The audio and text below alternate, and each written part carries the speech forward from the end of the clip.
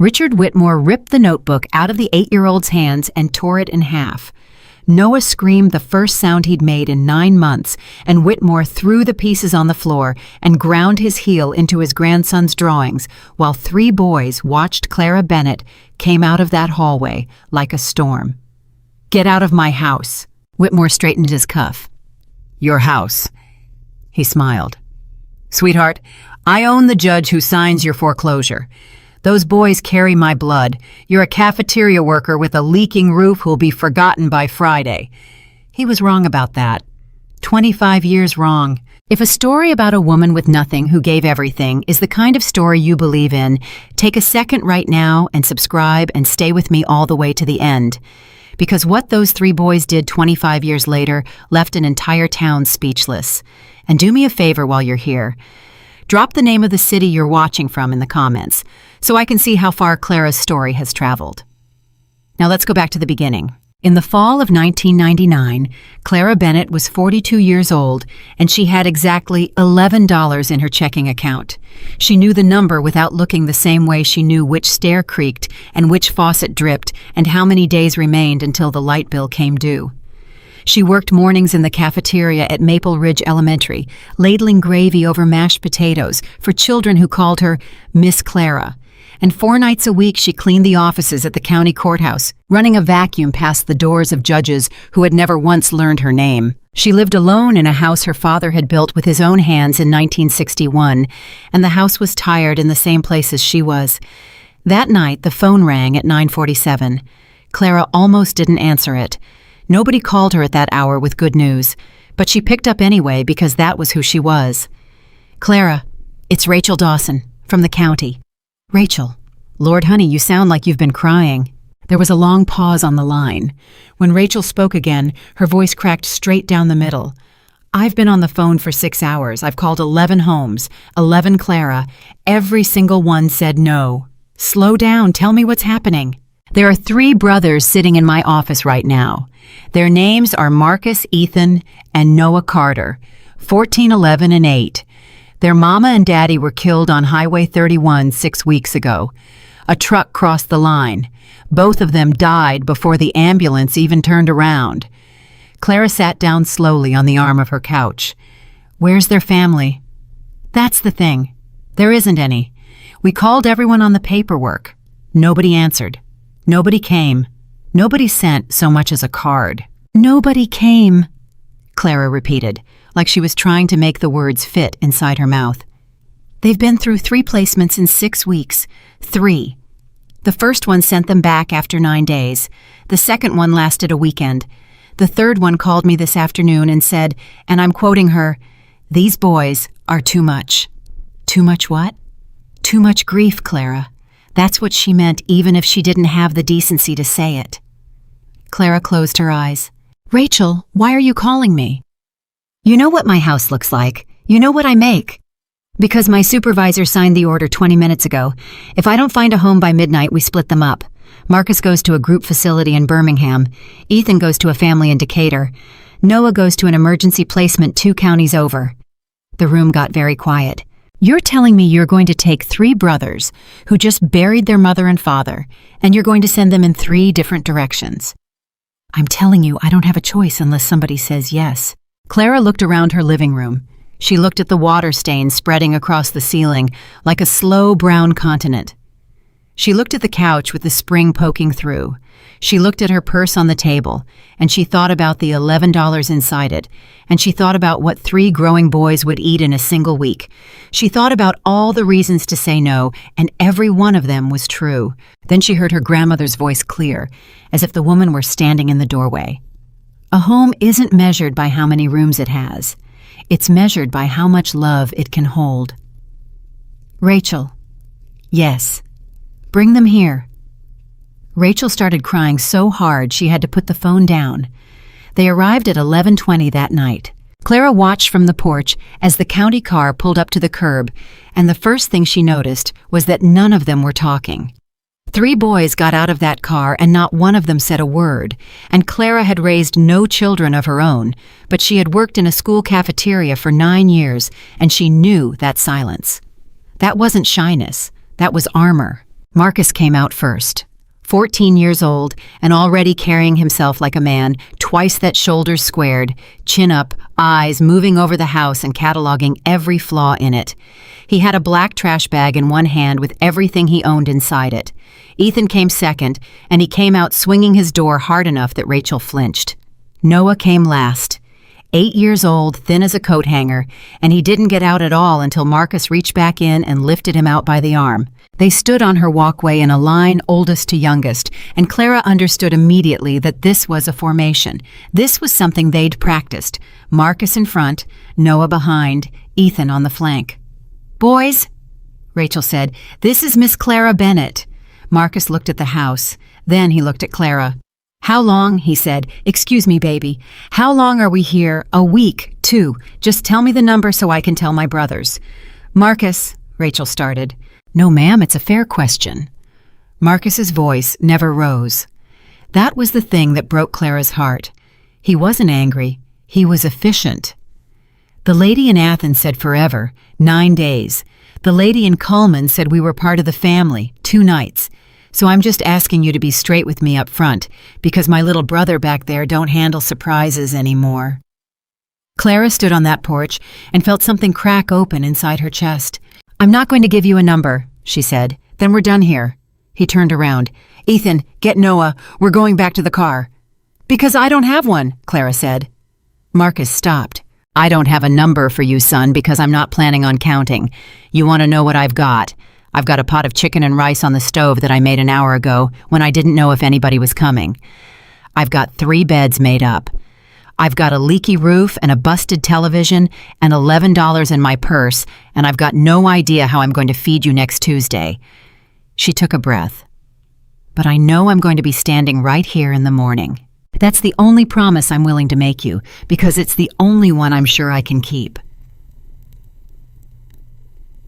Marcus stared at her for a long moment. Then he said, "Everybody's sure, until they're not." And he walked past her into the house. That first night, Clara made 3 plates and set them on the table. Marcus didn't eat. He sat with his hands in his lap and watched her. Ethan ate like the food was going to be taken away, arm curled around his plate, eyes darting. Noah didn't touch his fork at all. "Is it the seasoning?" Clara asked gently. "I can make you something else, sugar. It's no trouble." Noah didn't answer. "He doesn't talk," Ethan said, mouthful. "He doesn't talk tonight, or—" "He doesn't talk," Marcus said. "Not since the funeral. 6 weeks." Clara set down the serving spoon. "Has he seen a doctor?" "Yeah, they said there's nothing wrong with his throat." Marcus's jaw tightened.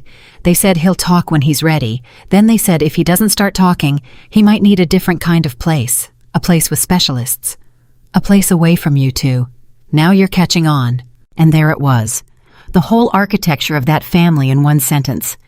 Clara suddenly understood why Marcus counted days, why Ethan hunched over his plate, why Noah wouldn't speak. Every adult in their lives had turned out to be a countdown clock, and the boys had simply learned to read the numbers before anyone else could. "Noah," Clara said, kneeling down beside the boy's chair so her eyes were level with his. "You don't have to say a single word to me. Not tonight, not tomorrow, not ever if you don't want to. There's not a rule in this house that says you have to earn your seat by talking." Noah looked at her. It was the first time he'd looked at anybody all night. "But I want you to know something." Clara put her hand flat on the table beside his plate, not touching him just near. "Nobody's taking you anywhere. Not while I've got breath. If somebody's got a problem with how you talk or don't talk, they can come talk to me." Nothing happened. Noah didn't smile. He didn't nod. But he picked up his fork.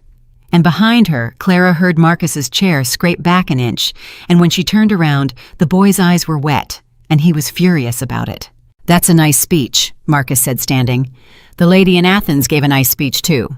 He walked out of the kitchen. Clara let him go. The first month nearly killed her. Marcus started coming home late, not by an hour, by 3, 4, 5 hours, 10 o'clock, 11. Clara would sit at the kitchen table with the porch light burning and a plate covered in foil, and she would not call the police, and she would not call Rachel because she knew exactly what he was doing. He was testing the wire. He was walking further and further out to find where it snapped. The night he came in at 12:40, she was waiting. "Where's the yelling?" he said. "Wasn't planning on any." "That's not how this works." He stood in the doorway with his fists balled. "You're supposed to yell. Then you're supposed to call Miss Dawson and tell her I'm out of control. Then in about a week, you're supposed to say you're sorry, but it's just not working out. Your plate's in the oven."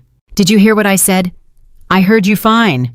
Clara didn't get up. "I heard a boy telling me the script because he's already seen the movie 3 times and he wants to skip to the end so it stops hurting." Marcus's mouth opened. Then it closed. "Sit down, Marcus. I'm not hungry. You're 15 years old in 4 months, and you've been walking the streets of this town since 7 o'clock. You're hungry. Sit down." And to his own visible shock, he sat. Clara got the plate out of the oven and set it in front of him. "I'm going to tell you what's going to happen tomorrow," she said. "Tomorrow you're going to wake up. There's going to be eggs. I'm going to ask you if you slept all right. You're probably going to give me some smart answer, and that's fine. And then you're going to go to school, and when you get home, there'll be food. And then what? And then the day after that, the same thing. For how long?"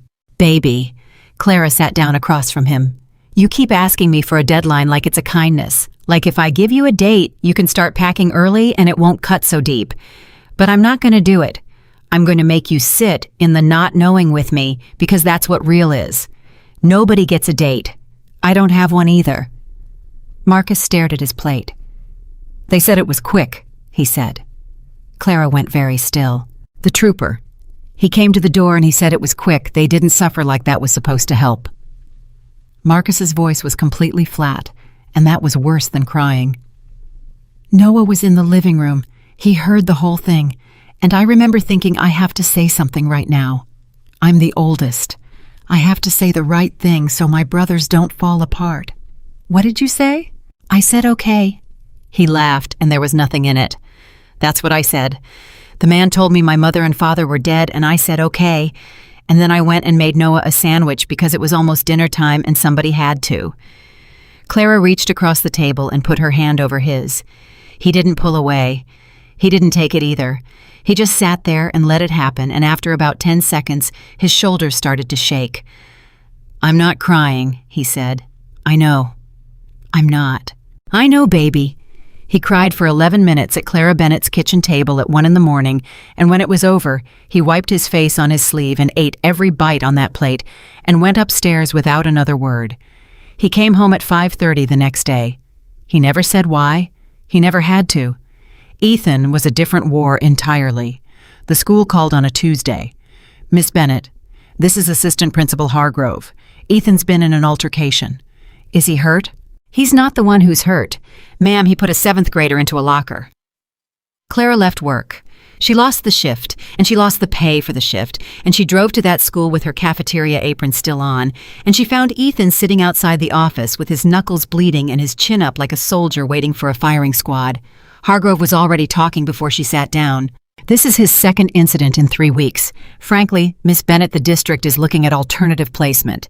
I want to be honest with you given his history." "What history?" "Well," Hargrove tapped the file. "The case notes. Those aren't a history. Those are 6 weeks of a child getting handed around like a suitcase." Clara's voice never rose. It just got very, very level. "You want to talk about history? Let's talk about the fact that this boy's parents were killed on Highway 31 in April, and it's October, and nobody in this building has ever once asked him a single question about it." Hargrove's mouth thinned. "Miss Bennett, I appreciate. Was he provoked? That's not the point. Was he provoked, sir?" Silence.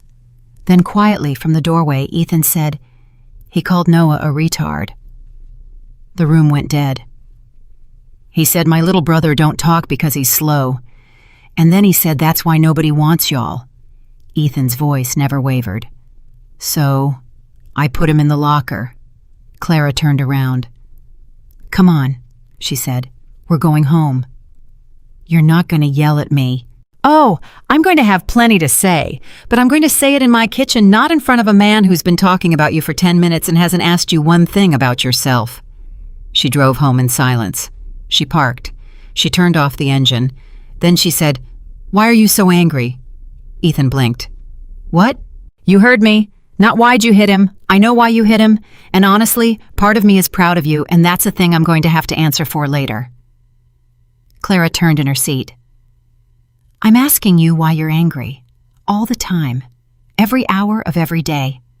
Because I've watched you for a month, baby, and you wake up angry. Ethan opened his mouth. Then he closed it. Then his face came apart. Because I wasn't there, he said.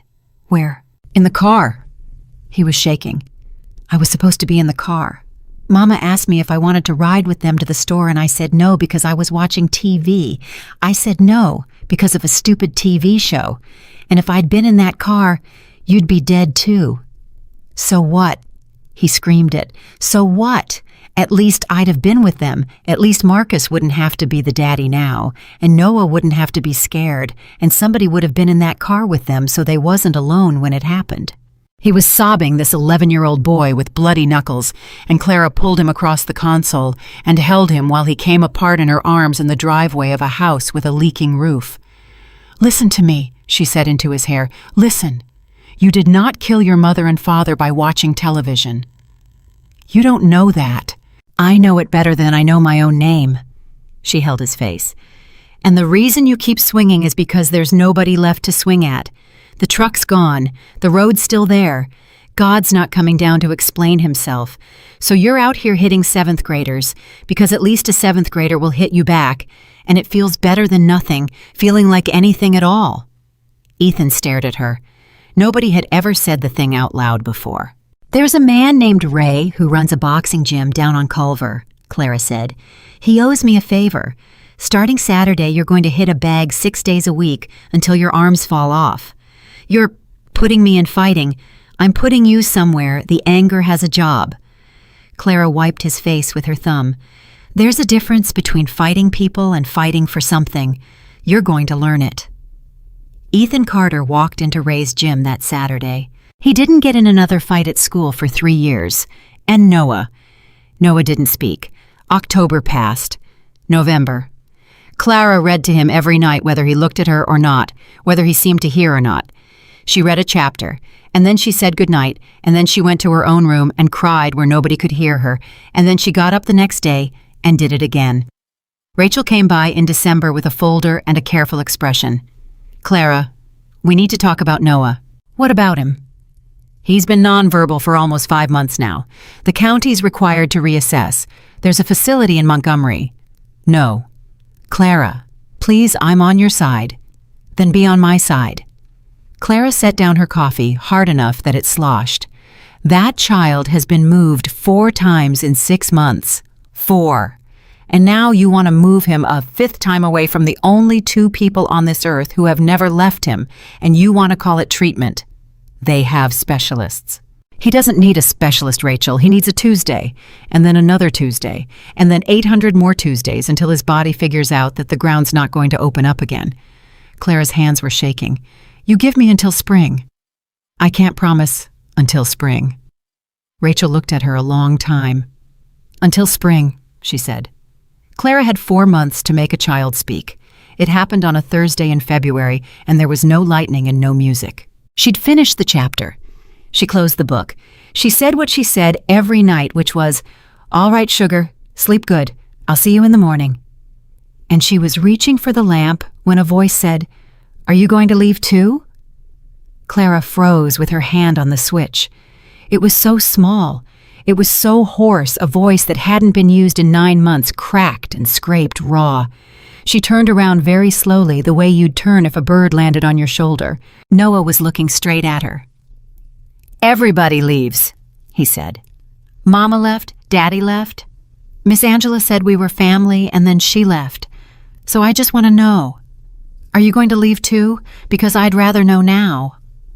Clara Bennett sat down on the edge of that bed, and she took the smallest hand she had ever held, and she said the only true thing she had. "No, sweetheart, I'm still going to be here tomorrow." Noah's face crumpled. "Promise?" "I'm not going to promise you forever, because forever's not mine to give, and you've had enough people hand you things that weren't theirs." Clara's tears were running down her chin, and she didn't wipe them. "But tomorrow is mine, and I'm giving you every single one I've got." Noah crawled into her lap, 8 years old, and weighing almost nothing, and he cried for 2 hours. Marcus and Ethan stood in the doorway and heard their brother's voice for the first time in 9 months. Nobody in that house slept that night. Nobody wanted to. By the summer of 2000, they were something. Not perfect. Marcus still counted days, though he'd stopped saying it out loud. Ethan still had a temper, though now it lived in a heavy bag on Culver Street. Noah still went quiet sometimes for a day or two, and Clara learned to let him. But Marcus started saying our house instead of your house. Ethan started making Noah's breakfast on Saturdays. And on the last Sunday in June, Noah Carter looked up from his cereal and said, "Mama, Clara, can you braid this string for me?" And the whole kitchen stopped. Marcus put down his glass. Ethan stared. Clara turned around from the sink with soap on her hands, and she said very carefully, like she was walking across a frozen pond, "Say that again, baby?" Noah went red. "I meant Miss Clara." "No, you didn't," Marcus said quietly. The silence stretched, and then Clara wiped her hands on her apron and said, "You can call me whatever you want, Noah Carter, but if Mama is what came out, then Mama's what it is." She braided the string. Nobody made a speech. Nobody cried. They just ate their cereal, and it was the best morning of Clara Bennett's life. The town, of course, had opinions. 3 boys, Clara, on a cafeteria salary. I manage. People are saying you took them for the check. People say a lot of things. Well, I'm just repeating what I heard. Then you're just repeating. Clara kept walking. She didn't tell them she'd sold her mother's ring in November. She didn't tell them she'd been working a 3rd job on Saturdays, sorting recycling, or that she'd eaten toast for dinner 41 nights that year so 3 boys could have meat. She didn't tell anybody anything. She just kept getting up. Noah started drawing. He filled a notebook, a cheap composition book with a marbled cover, and he took it everywhere. He drew the house. He drew Marcus with his arms crossed. He drew Ethan hitting a bag. He drew Clara at the stove over and over and over dozens of times, always at the stove, always with her back to him, and her face turned around toward the viewer. "Why do you always draw me from behind?" she asked once. Noah thought about it. "Because when you turn around," he said, "that's how I know you're still here." Clara had to leave the room. It was August when she noticed the car. She was walking home from the bus stop with a bag of groceries when she saw it parked across from her house. A black sedan, clean. Too clean for Maple Ridge. Somebody sat behind the wheel with the engine running and the windows up in 94-degree heat, which meant air conditioning, which meant money. Clara slowed down. The car pulled away. She told herself it was nothing. 2 weeks later, it was there again. Different corner, same car. The 3rd time a man got out. He was wearing a suit in the middle of an Alabama summer, and he did not appear to be sweating. He walked up to her fence with a leather folder under his arm, and he smiled the way a bank smiles. "Miss Bennett, who's asking?" "My name is Alan Reese. I'm an attorney." He held out a card. She didn't take it. "I represent a client with a significant interest in the welfare of the Carter children." Clara set her grocery bag down on the porch step, very slowly. "There's no client," she said. "There's no family. The county called everybody. Nobody answered." "Nobody answered in 1999, Reese agreed pleasantly. "Circumstances change." "Whose circumstances?" "Miss Bennett, I'd encourage you to understand that my client bears you no ill will, quite the opposite.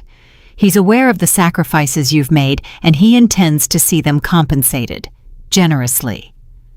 "Compensated?" Clara's voice was almost a whisper. "For what?" Reese laid the card on her fence post. "For your time," he said. And behind her, the screen door creaked, and Marcus Carter stood there in the doorway at 15 years old, and Clara watched every ounce of color drain out of that boy's face. "Marcus," she said, "go inside." But Marcus wasn't looking at her. He was looking down the street at the black sedan, at the shape sitting in the back seat that neither of them could see clearly. "Mama Clara," he said, and his voice was the voice of the boy from that first night, flat and efficient and terrified. "Who's in that car?" Clara turned around. The rear window was rolling down, and an old man's face appeared in the gap, silver-haired, expensive, and smiling at her with the calm certainty of somebody who had never once in his life been told no. "Good afternoon," said Richard Whitmore. "I believe you've been taking care of my grandsons." Clara Bennett stood on her own walkway with a bag of groceries at her feet and looked at the old man in the back of that car, and the first thing she felt wasn't fear. It was recognition. Not of his face. She'd never seen his face in her life. But she knew that smile. She'd been mopping the floors of the county courthouse for 9 years, and she'd watched 100 men wear that exact smile while they explained to somebody poorer than them why the law was going to go the way it was already going to go. "Marcus," she said, "inside. Mama Clara, inside baby now." But Marcus didn't move because Marcus was 15 years old, and he had spent his entire life learning that when he stepped back, something bad walked forward. Richard Whitmore opened the car door and got out. He was 71 years old, and he moved like a man who had never once hurried for anybody. He came up the sidewalk with his attorney trailing him, and he stopped at Clara's fence and looked at her house the way a man looks at a car he's thinking about not buying. "You must be Miss Bennett." "Mr. I don't know who you are." "I think you do." He put one hand on her fence post. "My daughter's name was Lydia. Lydia Whitmore. I imagine she was calling herself Lydia Carter by the time you heard of her, if you heard of her at all." Clara's heart went sideways. Behind her, Marcus said in a voice she'd never heard him use, "You're lying." Whitmore turned his eyes to the boy for the first time. "Hello, Marcus." "You're lying." Marcus came down 2 steps. "My mother didn't have a father. She told me. She said her people were dead." "Did she?" Something moved across Whitmore's face, and it was gone too fast to name. "Well, that's the kind of thing she'd say." "Get off our property." "Marcus," Clara started. "He's lying. Mama Clara, there's no grandfather. We called everybody. The lady called everybody. Nobody." He stopped, and Clara watched the exact second the math arrived in that boy's head, because she'd been watching Marcus Carter's face for 11 months, and she knew every single thing that lived in it. "Nobody answered," he said slowly. "Yes," said Richard Whitmore. "Nobody answered the phone." "That's correct. They called you." Marcus's voice cracked straight down the middle. "In April, when they died. They called you and you... I was traveling. You were traveling." "Marcus, go inside," Clara said. And now there was something in her voice that made both boys upstairs stop moving, because Ethan and Noah were on that staircase, and she knew it, and everybody knew it. "Go inside right this minute." Marcus went inside. He slammed the door so hard the frame jumped. Clara turned back around and folded her arms. "You want to say what you came to say it fast," she said. "I've got beans on." Whitmore studied her. "You're not what I expected. I don't imagine you spend much time expecting people like me at all." "That's fair." He almost laughed. "I'll be direct, Miss Bennett. I'm here to take my grandsons home." They are home. They're in a 2-bedroom house with a roof that's failing and a foundation that's cracked. I had it inspected. Clara's blood went cold. "You had my house inspected." "I had a man look at it from the street. It's not a secret, ma'am. Anybody with eyes can see it." He gestured mildly at the whole of her life. "I'm not here to insult you. I'm here to tell you the truth, and the truth is that you have given those boys 11 months of something, and I don't diminish it, and now I'm going to give them the next 50 years of everything." "Where were you?" Clara said. "I beg your pardon." "Where were you in April?" She stepped up to the fence. "Where were you in May when Marcus signed his own mother's funeral paperwork because there wasn't a grown person in the room? Where were you in June when Noah stopped talking? Where were you in October when I sat in a principal's office with my apron on because a boy called Noah a name and Ethan couldn't take it? Where were you in November when I sold my mother's ring?" Clara's voice never rose. That was the thing. It just kept getting quieter and harder, like a nail going into wood. "Because I'll tell you where I was, Mr. Whitmore. I was right here, on this cracked foundation, under this failing roof." Alan Reese cleared his throat. "Miss Bennett, my client's absence was the result of—" "I didn't ask you." Clara didn't even look at him. "I asked him." Richard Whitmore was quiet for a long moment. Then he said, "I didn't know they existed." Clara blinked. "What?" "My daughter left this family in 1983. She was 19 years old. She married a man I did not approve of, and she took his name, and she never spoke to me again for 22 years. His hand tightened on the fence post just slightly. I did not know she had children. I did not know she had died. I found out in July from an insurance letter that got forwarded to an office I don't even use anymore. By the time I made the calls, the county had already given them to you." Clara stared at him. "Then who answered the phone in April?" "Nobody," Whitmore said. "That's my point. There was nobody to answer." And that was the moment Clara Bennett's stomach dropped through the floor because she believed him. She didn't want to. Every instinct she had was screaming that this man was a liar in a good suit. But she'd worked in a courthouse for 9 years, and she had heard 1,000 lies, and this wasn't the shape of one, which meant this was worse, because a liar you can fight. A grandfather you can't. "You still didn't come," she said. "July to August. You've known for a month, and you sat in that car 3 separate times, watching my house instead of knocking on my door." For the first time, something in Richard Whitmore's face moved and stayed moved. "I didn't know what I'd find," he said. "You could have found out in 10 seconds. Miss Bennett, I hadn't seen my daughter's face in 22 years, and I was about to look at 3 copies of it." His voice went somewhere he clearly hadn't planned on it going. "Forgive me for taking a month." And Clara, God help her, felt sorry for him. It lasted about 4 seconds. Then he said, "I've filed a petition." "You've what?" "Yesterday morning, Circuit Court. Petition for custody by a blood relative." He picked his card up off her fence post, the one she hadn't taken, and set it down again more carefully. "You'll be served Thursday. I wanted you to hear it from me first, and not from a man at your door with an envelope.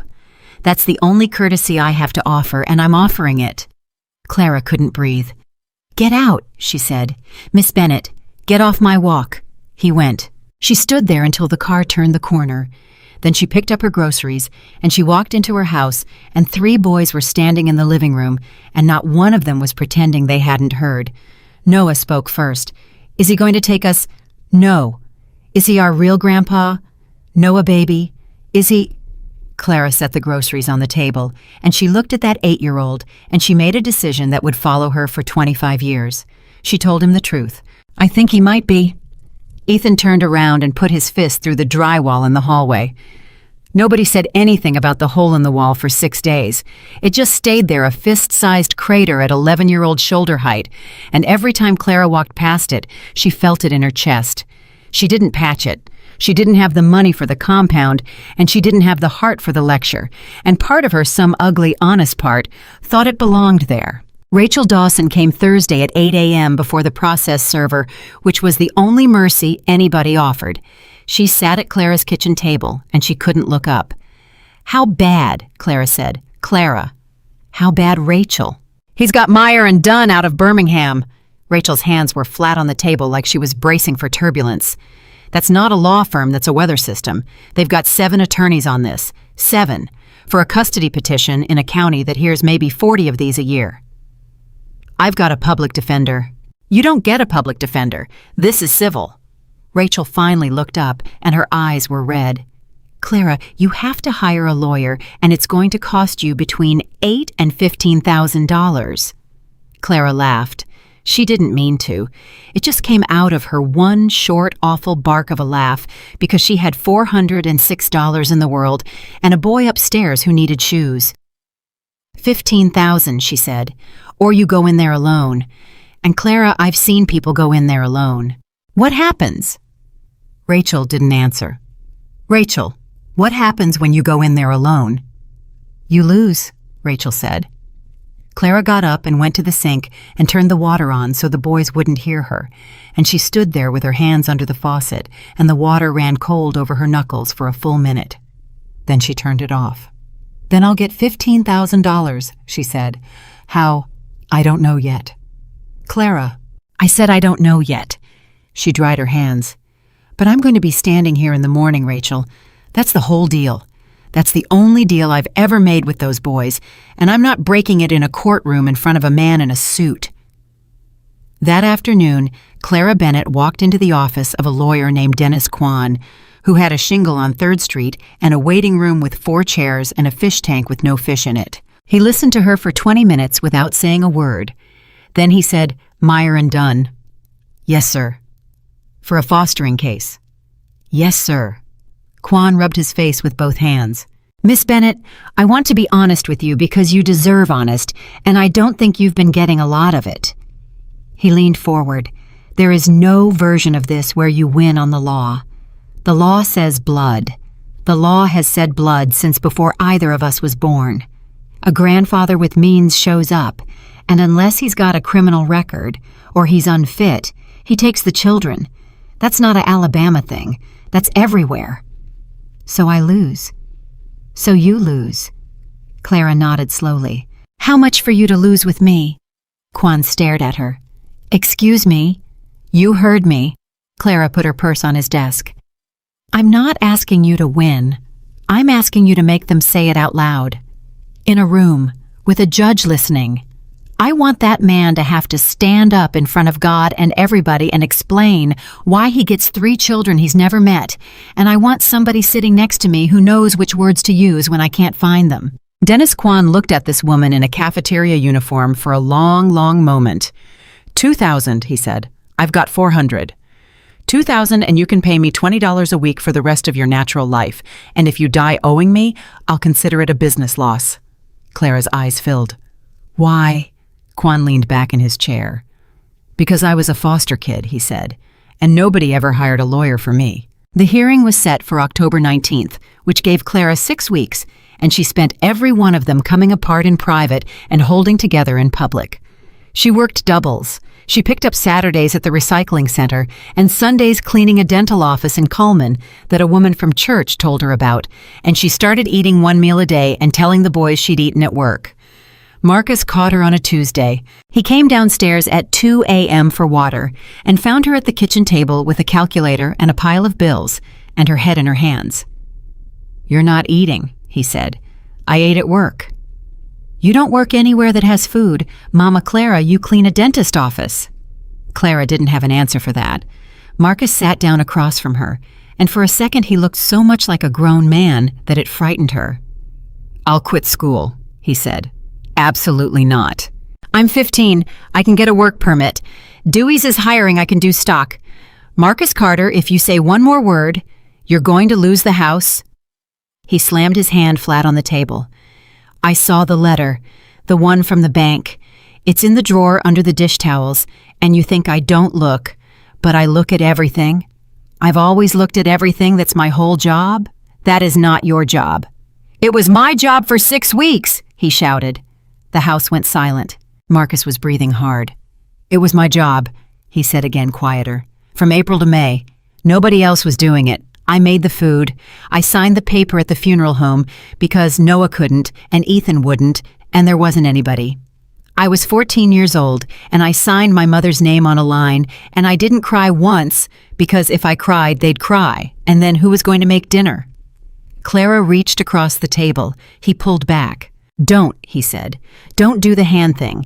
Because if you do the hand thing, I'm going to fall apart, and I can't fall apart because in 6 weeks, a judge is going to give us to a man who watched our house from a car for a month, and I have to be ready for that, and I can't be ready for that if I let you. He stopped. If you let me what, baby? Clara said. Marcus Carter looked at her with his face falling in. If I let you be my mother, he said. Clara did the hand thing. He fell apart. 20 minutes later, he wiped his face and said, I'm still going to get the job. I know you are. You're not going to fight me. I'm going to lose that fight either way. At least this way you'll respect me in the morning. Marcus laughed wet and ugly and real, and that was the first time Clara Bennett ever heard that boy laugh. Ethan handled it his own way, which is to say he handled it wrong. Ray called her on a Sunday. Clara, you need to come get your boy. Is he hurt? He won't stop. What? He's been on the bag 2 hours and 40 minutes. I told him to rack it up an hour ago. He's bleeding through the wraps and he won't stop and he won't look at me. Ray's voice dropped. Clara, I've been doing this 30 years. That ain't training. That's something else. She drove down there. Ethan didn't hear her come in. He was hitting the bag with his whole body badly. No technique, left arms dead, just throwing himself at it. And there was blood soaking through the wrap on his right hand, and his face was completely blank. Ethan, nothing. Ethan Carter. He kept hitting. Clara walked across that gym floor, and she put both hands on the bag and she held it still. He hit her hands. He stopped instantly and jerked back like he'd been burned, and that was when his face finally broke. "I'm sorry, Mama Clara. I'm sorry You didn't hurt me. I didn't see you. I swear I didn't. Ethan, look at my hands. I'm fine." She crouched down in front of him. "Talk to me. He's gonna take us. Baby, he's gonna take us, and there's nothing I can do." Ethan was shaking so hard his teeth were chattering. "I can't fight him. He's not a kid at school. I can't put him in a locker. There's nothing to hit. There's never anything to hit. There's just paper and lawyers and a judge, and I'm 11 and nobody's going to ask me anything." "Somebody's going to ask you," Clara said. Ethan looked up. "What?" "Alabama says a child 12 and older can state a preference, and a judge can hear a younger one if he wants to." Clara took his bleeding hands in hers. "Marcus is 15. He gets to talk, and if that judge has got a heart in his chest, he might let you talk too." "What do I say? The truth. What if the truth's not enough?" Clara didn't answer because she didn't have one. Noah stopped drawing. That's how Clara knew. He'd filled 2 notebooks by then and started a third, and he took it everywhere, and then one day in September, it was just sitting closed on his dresser, and it stayed closed for 4 days. She found him under the kitchen table on the 5th night.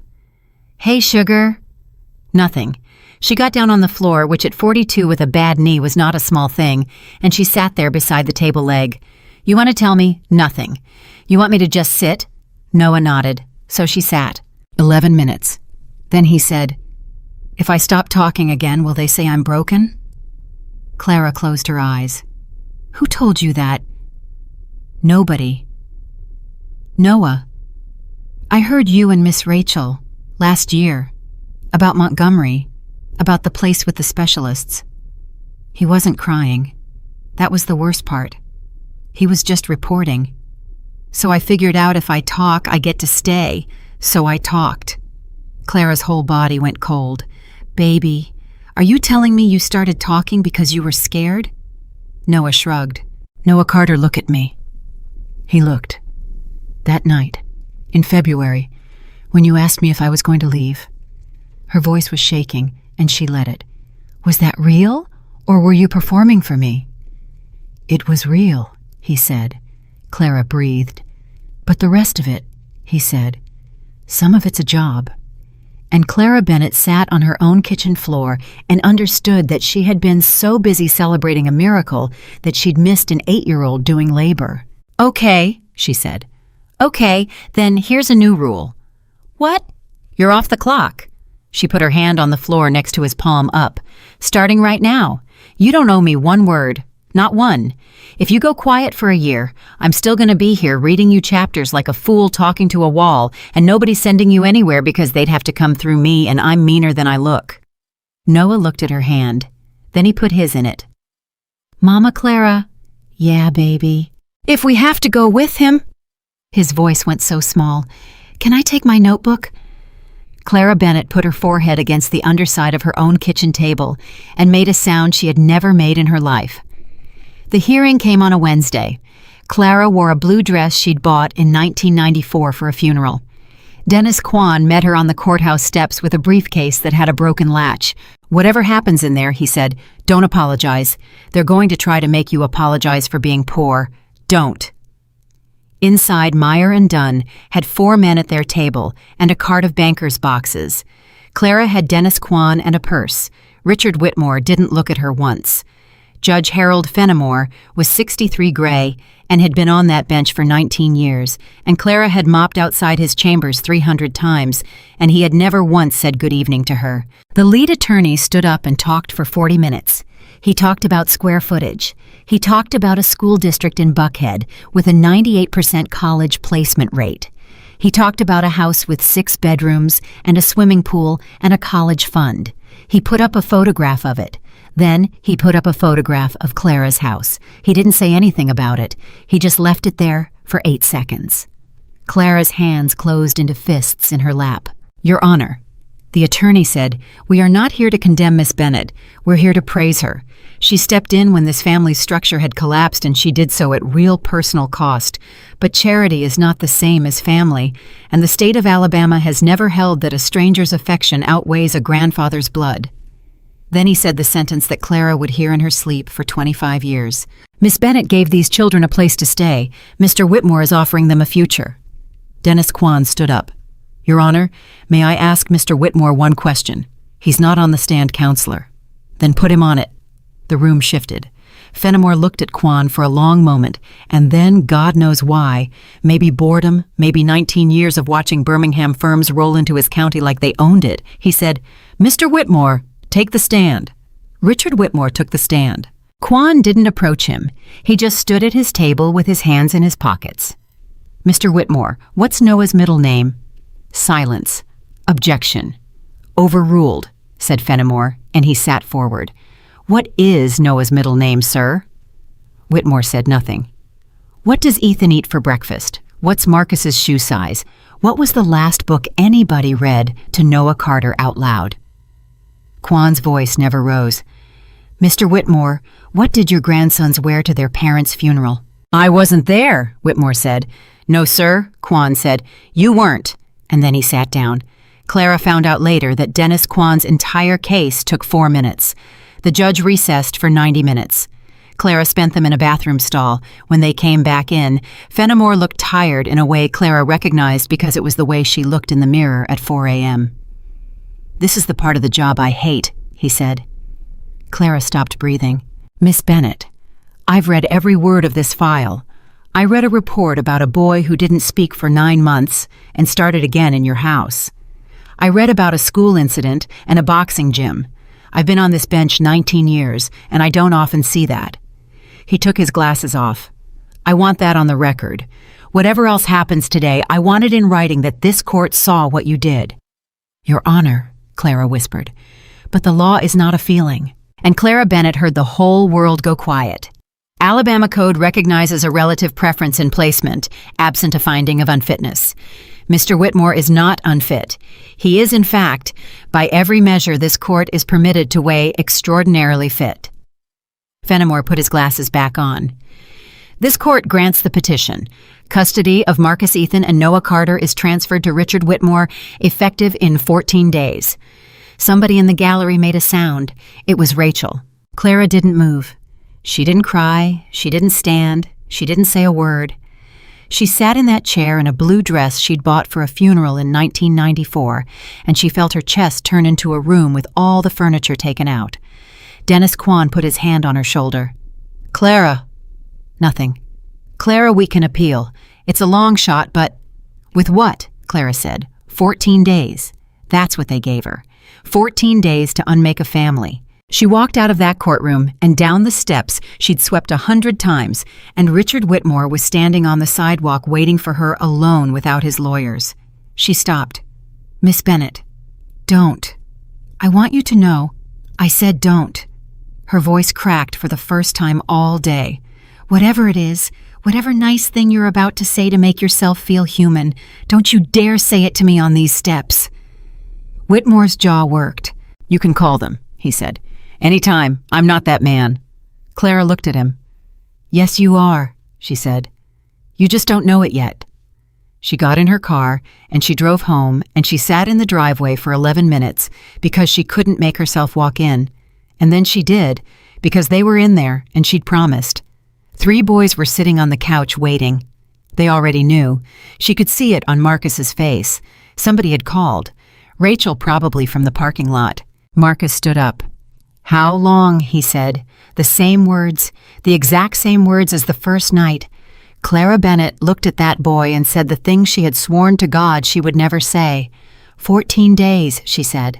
And Noah Carter, who had gone 9 months without speaking and had spent every day since doing a job nobody paid him for, opened his mouth and started to scream.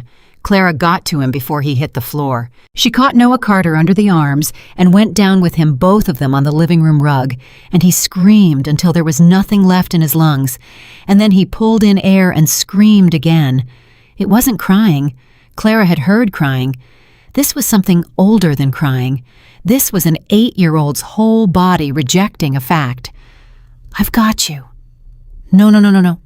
Noah, baby, I've got you. You said," he twisted in her arms, "you said tomorrow. You said you'd be here tomorrow. You promised." "I did." "You lied." And Clara Bennett, holding that child on the floor of the only house he'd felt safe in, said the hardest sentence of her life. "No, sugar, I'm going to be here. You're the one they're taking." Noah stopped screaming. That was worse. He just went limp all at once, dead weight in her arms, and he lay there breathing against her collarbone and said in a completely normal voice, "Okay." Clara looked up. Marcus was standing over them. "Marcus." 14 days, he said. "Right." He turned and went up the stairs. "Marcus." She heard his door shut. Not a slam, a click. Somehow that was worse than the drywall. Ethan hadn't moved off the couch. He was sitting exactly where he'd been sitting when she walked in, and his hands were on his knees, and he was looking at the wall. "Ethan." "Nothing." "Baby, talk to me." "I'm thinking," he said. "About what? About how long it takes to get from Georgia to Alabama on a bike." Clara closed her eyes. "It's 180 miles, she said. "I know. I already looked it up." When Ethan turned his head and looked at her, and his eyes were completely dry, and he said, 6 weeks ago. That night, Clara went upstairs and found Marcus's closet open and his black trash bag on the bed. The same one he'd walked in with. He'd already packed. "Marcus Carter, it's more efficient this way. You've got 13 days, 12 and a half. He folded a shirt with a precision that made her want to scream. "And this way I don't have to do it at the end when everybody's upset." "When everybody's upset." Clara's voice shook. "You mean when you're upset?" "I'm not upset. Look at me." "Mama?" "Clara, I've got 2 more drawers. Look at me." He looked at her, and Clara saw the 14-year-old on her walkway again, chin up, cataloging exits, and it was like the last 11 months had never happened at all. "Don't do that," she said. "Do what?" "Don't you dare put the armor back on. Not in my house." "It's not your house in 12 days, Marcus said. "It's just your house." He didn't say it to be cruel. That was the thing that gutted her. He said it the way you'd read a weather report. Clara stood in that doorway and understood exactly what she was watching. She'd spent 11 months teaching that boy to set the weight down. And in the 4 seconds it took Judge Fenimore to say 14 days, Marcus Carter had picked it back up, and he was going to carry it into Georgia, and he was going to carry it for the rest of his life. And there was not one thing she could do about it. "Fine," she said. "Fine. Pack, fold your shirts, be efficient." She stepped into the room. "But you're going to do it downstairs at the kitchen table where I can see you, because you don't get to disappear from me 12 days early. You've got 12 days. I'm taking all 12. Marcus stared at her. "That's not fair," he said. "No," Clara agreed. "It's not." He came downstairs. He folded his shirts at the kitchen table for 2 hours, while she washed dishes that were already clean, and neither of them said a word. And when he was done, he went to bed, and Clara heard him crying through the ceiling at 1 a.m. for exactly 4 minutes. And then it stopped, and she knew he'd stopped it on purpose, and she stood at the bottom of the stairs with her hand on the rail and did not go up because he hadn't asked. Ethan ran on day 12. Clara came home from the dental office in Cullman at 9:40 p.m., and Marcus met her at the door and said, "He's gone." "What do you mean, gone?" "His bike's gone. His backpack's gone. He took the peanut butter. He took the whole jar, Mama Clara." Clara's hands were shaking so hard she dropped her keys. "Did you call Ray?" "Ray hasn't seen him. I called the school. I called Terrence's mother. I called everybody." Marcus's voice was rock steady, and his hands were not. "I've been calling for 3 hours. 3 hours. I didn't want you to lose your shift." Clara grabbed that boy by both shoulders. "Marcus, listen to me. There is not $1 on this earth worth 3 hours. She let go and grabbed her keys off the floor. "Stay here with Noah. If he comes back, you call the dental office. They'll page me." "Where are you going?" "Highway 31, Clara said. Marcus went white. She found him at 11:15 p.m. Not on the highway. 200 yards off it, sitting in the grass at the county line marker with his bike laid over and a jar of peanut butter unopened in his lap. Clara pulled onto the shoulder and got out, and did not run, because you don't run at a scared animal. She sat down in the grass next to him. 11 minutes.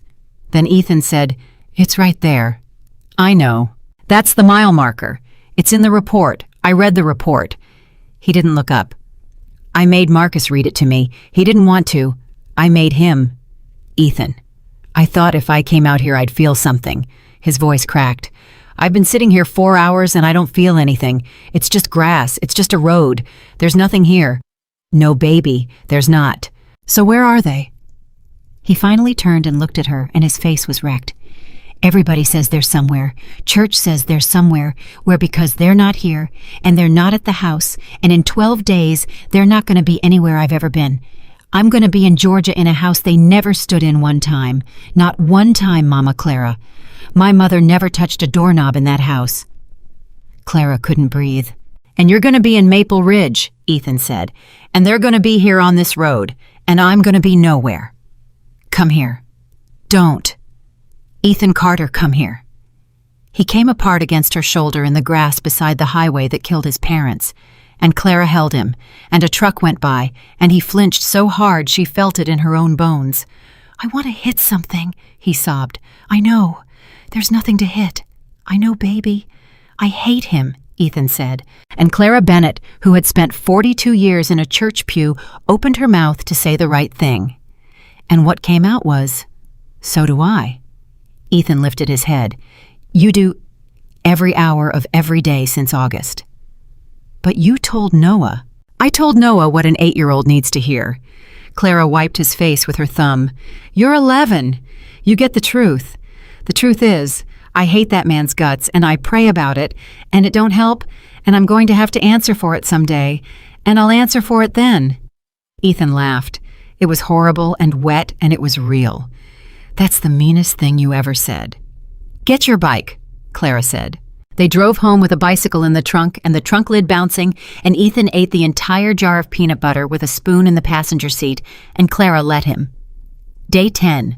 Dennis Kwan called. "Clara, there's an appeal window. 42 days. "You told me it was a long shot." "It is. It's a mile long." He hesitated. "But there's one thing. Fenimore hung his whole order on the relative preference statute. That preference is rebuttable.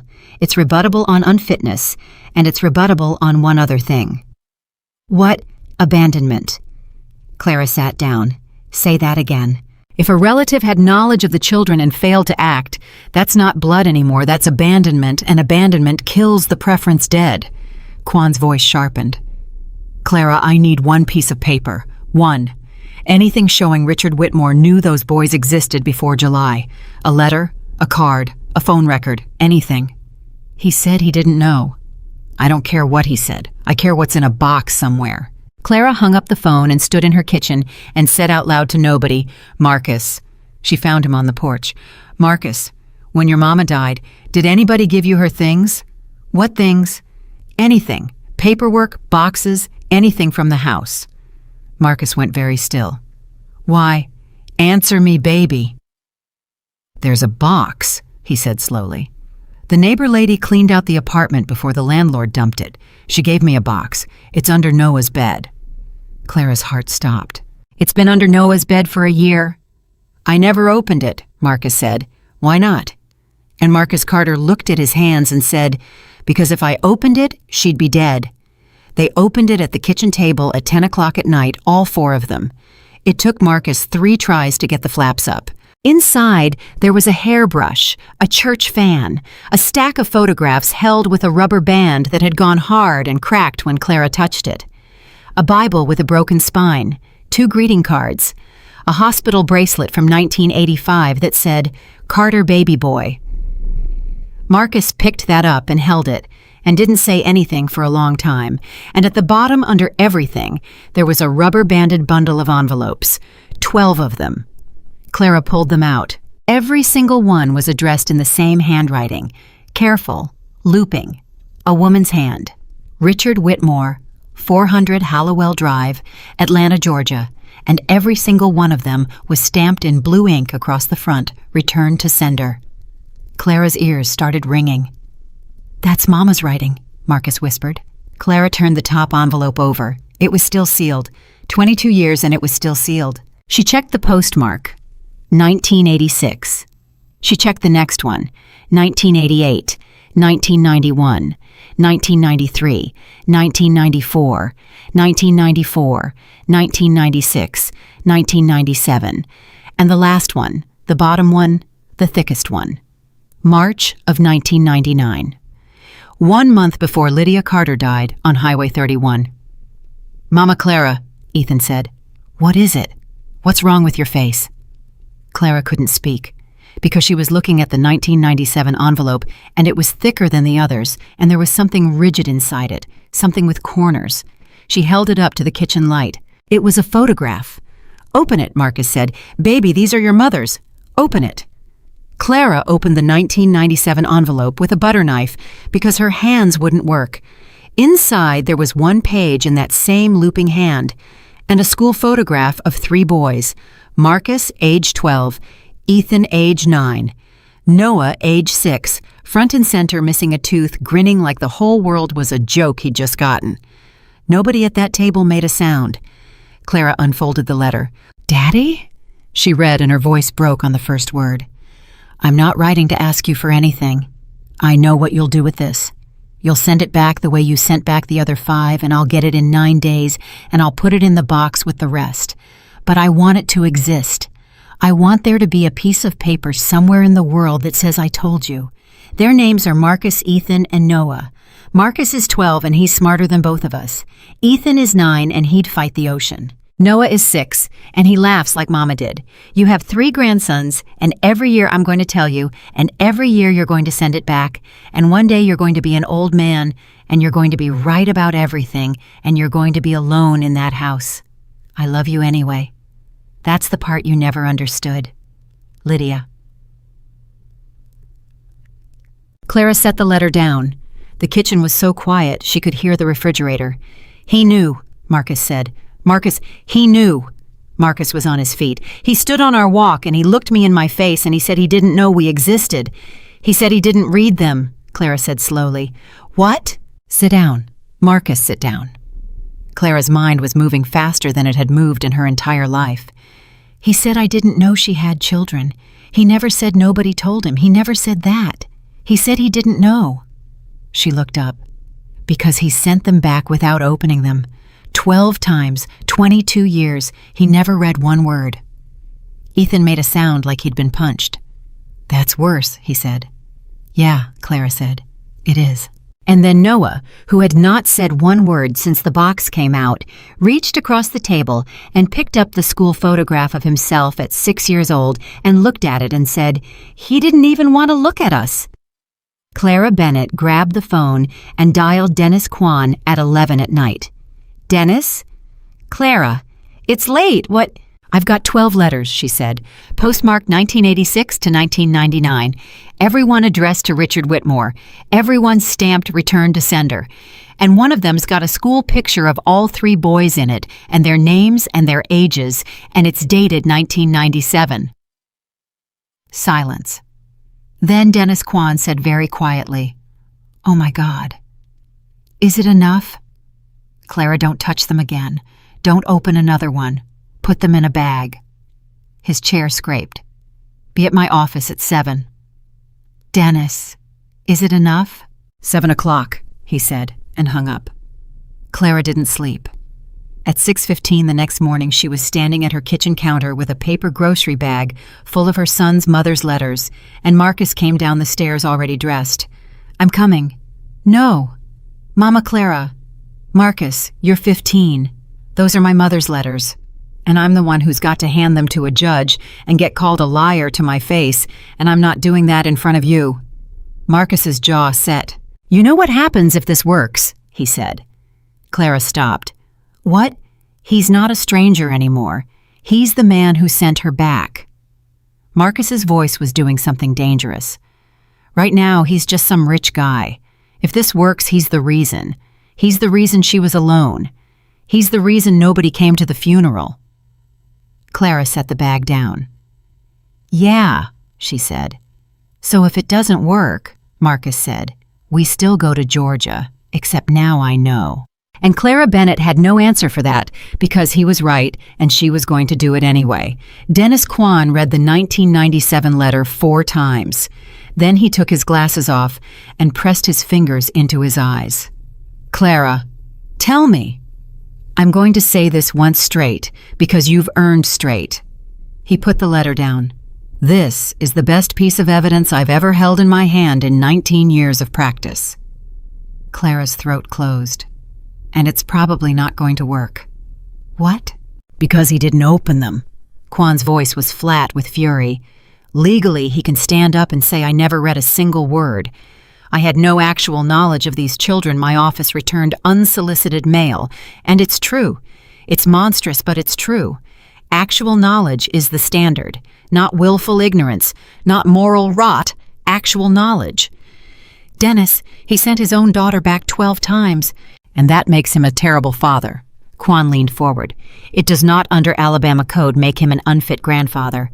Those are 2 different words, and the law only cares about one of them. Clara stood up so fast the chair went over. Then what good is any of it? Sit down. No. You said 1 piece of paper, Dennis. You said 1 piece of paper, and I brought you 12, and now you're telling me... Clara. She stopped. Dennis Kwan looked at her. I said it probably won't work in front of Fenimore, he said. I didn't say it won't work. What does that mean? It means there's one person in this whole state who can end this in 10 seconds, and it isn't a judge. Clara's blood went cold. No, Clara, absolutely not. You want me to go to that man. You want me to walk into his... I want you to hand him his daughter's handwriting, Kwan said, and watch what happens to his face. Clara Bennett sat back down. And if nothing happens to his face, then he's what you said he was on the courthouse steps, Kwan said. And at least the boys will know it, and knowing is worth something. It's worth more than you think it is right now. Richard Whitmore was staying at the Radisson in Huntsville. Clara drove 40 minutes with a paper bag on her passenger seat and copies in the trunk because Dennis Kwan had made her make copies before she left, and she'd asked why, and he'd said because he might burn them. And she'd said he wouldn't, and Kwan had said, Clara, make the copies. She called from the lobby phone. This is Clara Bennett. I'm downstairs. A long pause. Miss Bennett, this is highly irregular. If you have something to say, your attorney can... Room number. I don't think... Mr. Whitmore. Clara's hand was shaking on the receiver. You've got 8 days. I'm going to be standing in this lobby for one of them. Silence. 4:11. He said. He opened the door in shirt sleeves, no tie, and he looked older than he had at the fence. Miss Bennett, whatever this is, I want to say first that Clara handed him the bag. What is this? Open it. Miss Bennett, open the bag, Richard. He'd never heard his own first name in her mouth before. It stopped him cold. He opened the bag, and Clara Bennett watched a 71-year-old man look down at 12 envelopes in his dead daughter's handwriting, and she watched every year of his life leave his body at once. He didn't say anything. He reached in and took the top one out with 2 fingers like it was a live wire. Then the next, then the next. He laid them on the hotel desk one at a time, and Clara realized he was putting them in order. By postmark. His hands knew to do it. Some part of that man knew exactly how many there were supposed to be. He got to the last one. March 1999, and Richard Whitmore made a sound Clara Bennett had never heard a man make. They came back, he whispered. What? They came back to me. My office, they came back stamped. I saw them come back. I thought... He turned around and his face was destroyed. I thought she'd moved. I thought the addresses were bad. That's what I told myself. That's what I've told myself for 20 years, that she moved and didn't tell me where. You had them returned, Clara said. I had a standing instruction, he said. To do what? Whitmore's mouth moved. Say it, Clara said. To return anything from that name unopened, he said. Clara felt her whole body go loose. You wrote that down, she said. You said that out loud to a secretary. In 1984. Return anything from Carter. And then you went and had your lunch. Miss Bennett, 12 times. Clara's voice was rising and she couldn't stop it and she didn't want to. 12 times that girl sat down and wrote to her daddy, and 12 times she waited by the mailbox, and 12 times it came back with a stamp on it, and she put it in a box. Do you understand me? She kept them. She kept every one of them in a shoebox, and she carried that box through 4 apartments, and she never threw them out because she was still hoping. Stop. 1997, Clara said. Stop. Open 1997. Miss Bennett, open it. Richard Whitmore opened the 1997 envelope with his thumb, and the school photograph fell out onto the carpet face up. He looked at it. 3 boys. And Richard Whitmore's knees went out from under him, and he sat down on the floor of a Radisson hotel room in Huntsville, Alabama, and looked at a picture of his grandsons at 12, 9, and 6 years old, and made a noise like an animal in a trap. Noah's got her mouth, he said. Clara didn't move. He's got Lydia's mouth. Right there. That's her exact... He pressed the photograph against his chest and folded over it. She sent me his face. She sent me his face and I mailed it back. Yes, Clara said. You did. Why didn't she call? You want me to answer that? Why didn't she call me? Because you'd already told her the answer 12 times, Clara shouted. How many times does a person have to hear no? How many, Richard? Because she got to 12, and then she got in a car on Highway 31, and now nobody's ever going to get to ask her. Whitmore sat on that floor for a long time. Then, in a voice like gravel, he said, "Read the last one to me." "No. Please." "No, sir." Clara's tears were coming now, and she let them. "You want to know what she said in March of 1999? You open it yourself. You've got a right to it. You paid for it. You paid 22 years for it, and it's yours." He opened it. Clara watched him read it. She never found out what it said. Not that day. Not for 25 years. But she watched Richard Whitmore's face while he read it, and she watched him get to the bottom, and she watched him look up at her with his mouth open, and whatever was in that letter took something out of him that he never got back. "Miss Bennett," he said. "What?" "How much do you want?" Clara Bennett stared at him.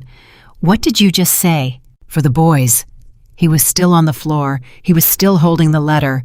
He fumbled his jacket off the chair and got his checkbook out of it, and his hands were shaking so badly he dropped the pen. "Name it. 200,000. 5. The house, I'll pay off the house. I'll build you a new one. I'll... Get up." "Miss Bennett, I'm trying to... Get up off that floor." He got up. Clara walked across that hotel room and looked up at a man a foot taller than her and worth $400 million. "You just found out what you did to your own child," she said. "You found out 10 seconds ago, and your very first move, your very first instinct as a human being was to reach for the checkbook."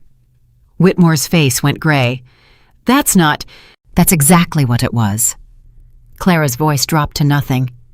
"That's what you did to Lydia, too, isn't it? Whatever she wanted from you in 1983, you offered her money instead, and she said no, and you couldn't forgive her for it." Silence. "I offered her a house," Whitmore whispered, "and she wanted her father." "I offered her a house." "I know you did," Clara said. "That's the whole tragedy of your life, sir, and you're 71 years old, and you still don't know what it is." She picked up her purse. "Miss Bennett? Wait." He was breathing hard. "Wait. What do you want?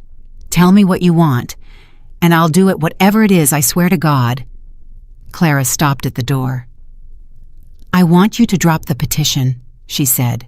Richard Whitmore closed his eyes. And Clara Bennett watched the fight happen on that man's face. She watched 22 years of pride and $400 million and a dead daughter's handwriting all go to war in the space of about 9 seconds. Then he opened his eyes. "I can't," he said. Clara felt the floor tilt. "You can't." "Miss Bennett, if I walk away from those boys now..." His voice broke completely. "If I walk away now, then it's true. Then everything you just said is true, and it stays true forever, and I die with it. But if I take them, if I get one chance, if I get 10 years... So it's about you," Clara said. "Yes," Whitmore said, and that at least was honest. Clara stood in that doorway and looked at him. They're going to hate you, she said. I know. Marcus already does. He's 15 and he's got a memory like a bear trap, and he is never, ever going to forgive you for those letters, and he's going to be under your roof for 3 years, and he is going to make you feel every day of it. I know. Ethan's going to break something in your house. Let him. And Noah. Clara's voice failed. Noah's going to stop talking again. You understand that he went 9 months. It took me 9 months to get one word out of that child, and you're going to walk him into a strange house, and he's going to go right back under, and you won't know how to get him out, because you don't know that his middle name is Elias, and you don't know he can't sleep without the hall light, and you don't know that he draws the same picture over and over, and you don't know why. Whitmore was gripping the back of the chair with both hands. Then teach me, he said. Clara laughed. It came out broken. Teach you? Teach me. He came toward her. Miss Bennett, I have 8 days, and I don't know one thing about my own grandsons, and you know all of it. Come to Atlanta. Come for a month, 6 months a year. I'll pay you whatever There it is again, Clara said. He stopped. He heard it. She watched him hear it, and it was the first time in that man's life that his own mouth had ever betrayed him. I'm sorry, he said. Clara Bennett opened the door. Miss Bennett? He was crying now, openly, a 71-year-old man in shirt sleeves with his daughter's letter in his fist. Please, tell me what to do. Clara turned around one last time. Come to my house, she said. What? 6 days. Not the lawyers, not the car across the street. You come to my house and you sit at my table and you look those boys in the face and you tell them what you told me. All of it. The standing instruction, the secretary, all of it. They'll never forgive you either way, Clara said. But at least they won't spend 40 years wondering. At least they'll know it wasn't them. She walked out. She got in her car in the parking garage and she gripped the wheel with both hands, and she did not cry because she'd used it all up in room 411, and she drove 40 minutes home with the copies still in her trunk, and one thought going around in her head like a wheel. He's still taking them. She'd hit that man with the worst truth of his life, and he'd cried and he'd apologized and he was still taking them. Money doesn't lose. 6 days later, Richard Whitmore knocked on Clara Bennett's door, and Clara opened it and stepped back and let him in. What happened at that table over the next 2 hours was the reason Marcus Carter stopped speaking to his grandfather for 11 years. But that came later. On the last morning, the 14th morning, the cars came at 9. Clara had them up at 6. She made eggs. Nobody ate. Marcus carried his own bag out and put it in the trunk himself and wouldn't let the driver touch it. Ethan stood in the living room with his fists at his sides and said, I'm not saying goodbye. I'm not doing it. You can't make me do it.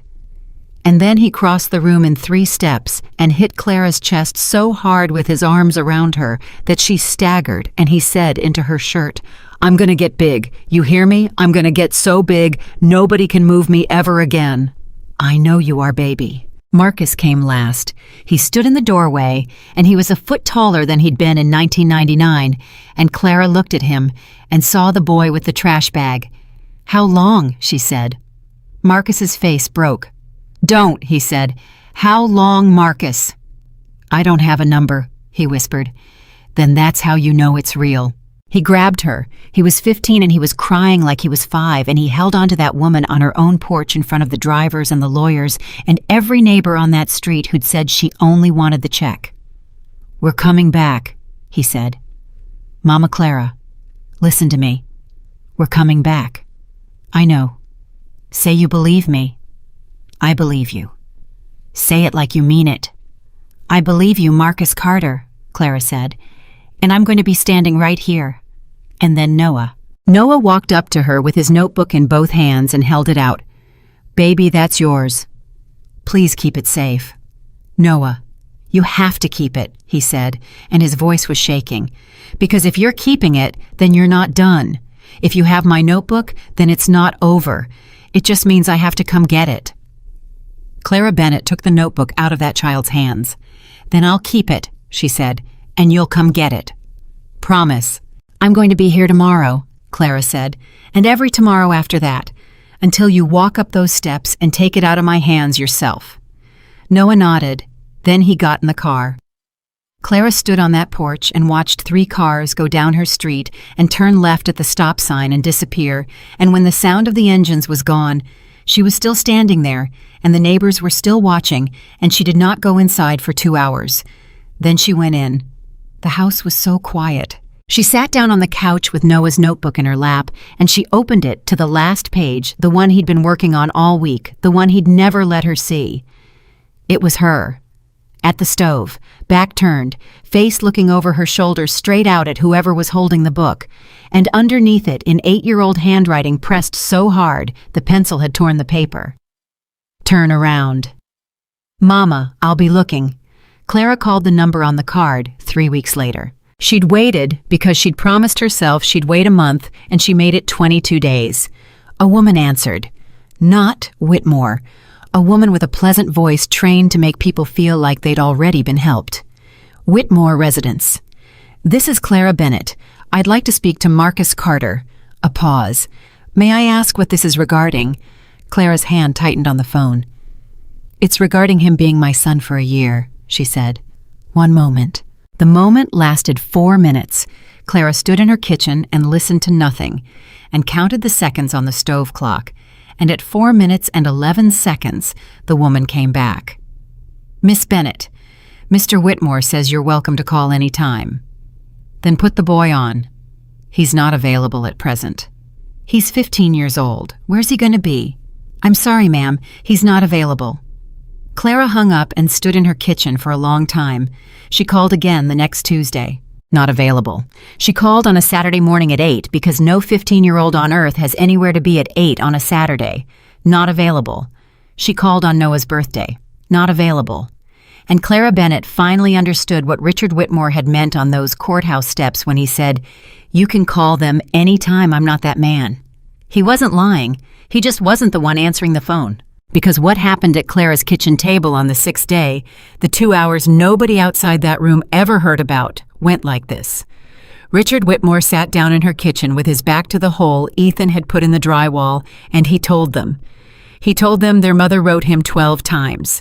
He told them about the standing instruction. He said the words out loud in Clara's kitchen, to their faces return anything from that name unopened. He told them he'd given that instruction in 1984 to a secretary named Doris, who had retired in 1996 and died in 2001, and that Doris had carried it out perfectly for 12 years because that was her job. He told them about the school photograph. He said, "I sent your faces back." And Marcus Carter listened to all of it without moving a muscle. Then he said one thing. "You're the reason nobody came." Marcus? That's what this is. That's the whole thing. Marcus's voice was so calm it made Clara's skin crawl. There was nobody at the funeral. 11 people. I counted. And you know what I thought standing there? I thought my mother must have been nothing. I thought she must have been a person nobody loved, and I was 14, and I thought that about my own mother at her own funeral for 2 hours. Marcus, please. She had people, Marcus said. She had a whole family. She had a house with 6 bedrooms and a swimming pool. She had a father, and they were all at lunch. Whitmore couldn't speak. So here's what's going to happen, Marcus said. You won. Congratulations. I'll come to your house. I'll eat your food. I'll go to your school.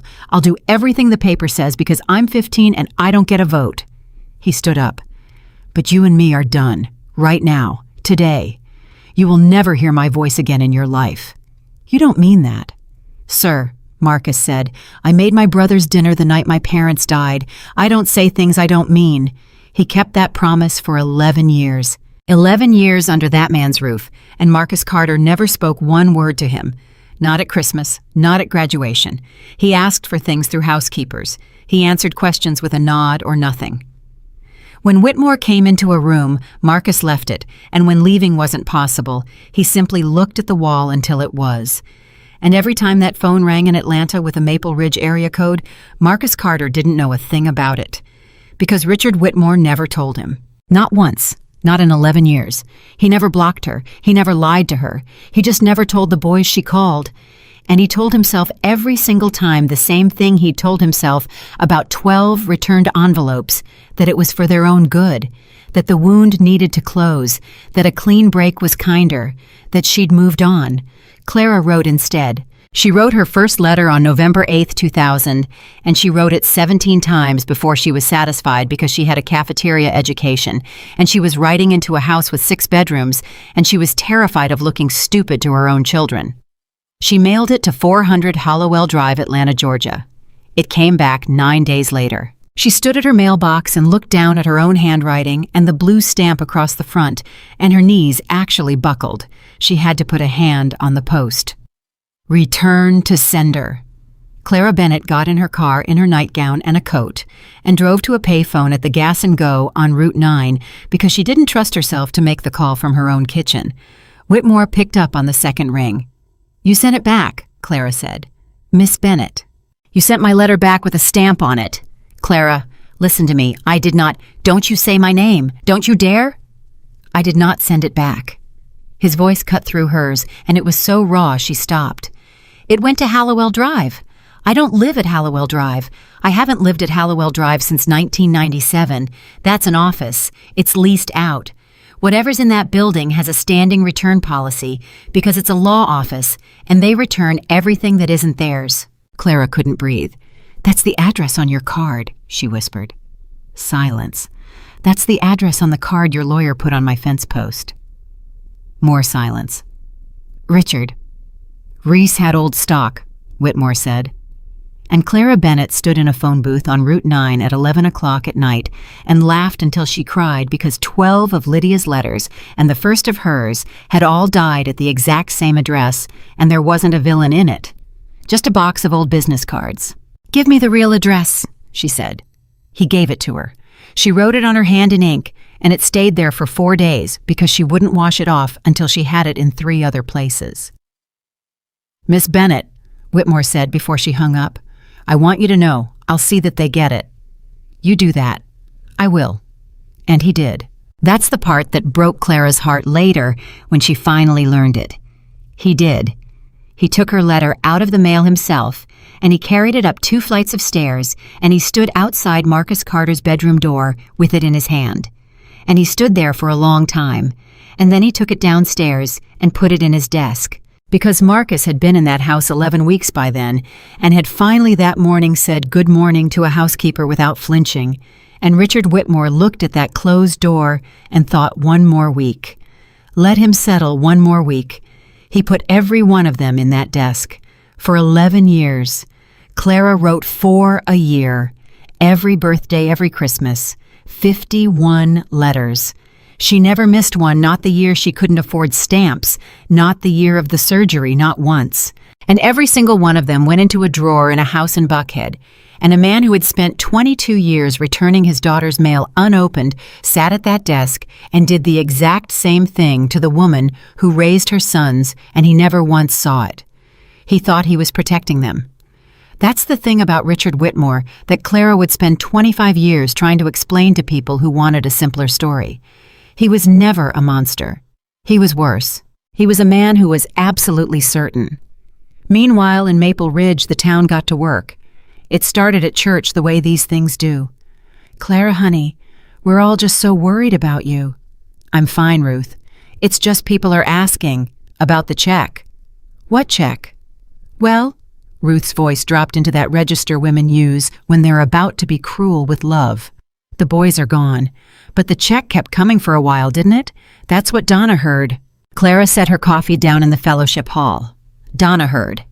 "I'm just saying what I heard." "Ruth Ann Coley, I have known you since we were 9 years old." Clara stood up. "The check stopped the day they left. It stopped the exact day. And even if it hadn't, do you honestly believe I raised those children for $140 a week?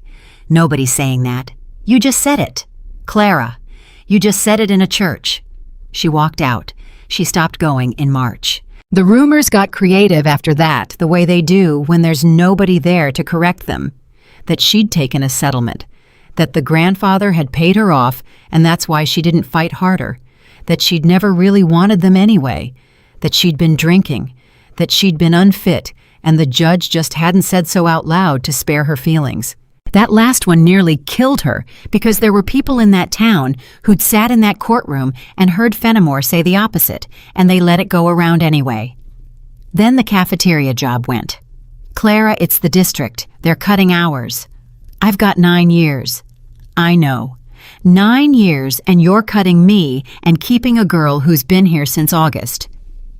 The principal wouldn't look at her. There's been some talk, he said. What talk? About the custody thing. Parents are look, Clara, it's not fair, but you know how it is. They hear a woman lost kids in a court case, they don't hear the details. Clara Bennett stood in a school office with her apron on. They lost the case, she said. I didn't lose the boys. I lost the case. I know. Say it to somebody then. He didn't. The courthouse cut her to 2 nights a week, 8 months later. She picked up the dental office. She picked up a second dental office. She cleaned a bank on Sundays and a veterinary clinic on Wednesdays, and by 2004, Clara Bennett was 57 years old and working 6 jobs, and she had never in her life been so tired or so alone. And she wrote her letters, and they never wrote back. The first year she told herself the mail was slow. The second year she told herself Marcus was busy. Teenagers are busy. He's got school. The third year she stopped telling herself anything and just kept writing. Because here's what nobody understood about Clara Bennett and what Ruth Ann Coley never once considered while she was talking in the fellowship hall. Clara didn't write those letters to get letters back. She wrote them so that if one of them ever came looking, there would be a stack. She wanted there to be a pile of paper somewhere in the world that said, I told you. She never once noticed she was doing exactly what Lydia had done. The lump came in the spring of 2011. She found it in the shower on a Tuesday, and she did not go to a doctor for 4 months because she didn't have insurance, and she was working 6 jobs, and there is no version of a woman like Clara Bennett walking into a clinic and saying, I need help. By August, she couldn't lift her right arm over her head. Stage 2. The oncologist was maybe 35, and he had a way of talking that made her want to smack him. Miss Bennett, we'll need to schedule the mastectomy for the 14th. Who's driving you? I'll drive myself. That's not, ma'am. You can't drive yourself home from general anesthesia. It's not a suggestion. Who's your emergency contact? Clara looked at the form. There were 3 lines. She'd been staring at those 3 lines for 6 minutes before he came in. Miss Bennett, just leave it blank. I can't leave it blank. Then put Rachel Dawson, Clara said. She's the county. She'll come. Rachel came. Rachel drove her, and Rachel sat in that waiting room for 5 hours.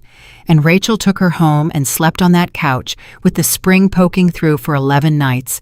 And on the 4th night, Clara heard her crying in the dark and said, Rachel Dawson, you stop that this minute. I can't. Why not? Because I made the phone call, Rachel said. In 1999. I made the call, Clara. 11 homes said no, and then I called you and I knew you'd say yes. That's why I called you last, because I knew you were the one who'd say yes, and I used that. Rachel, I gave you 3 children, and then the state took them back, and now I'm sitting on your couch while you... Rachel's voice fell apart.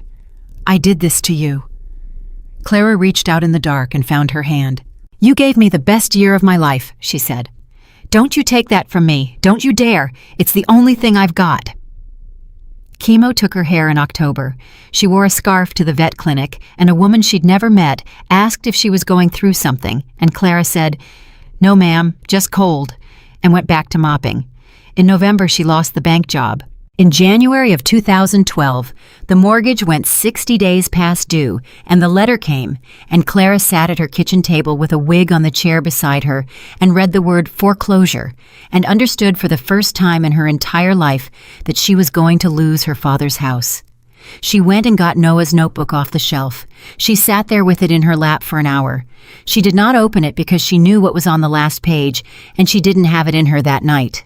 And then she said out loud to a kitchen with nobody in it, I'm still here. She sold her father's tools. She sold the pearl earrings her mother left her.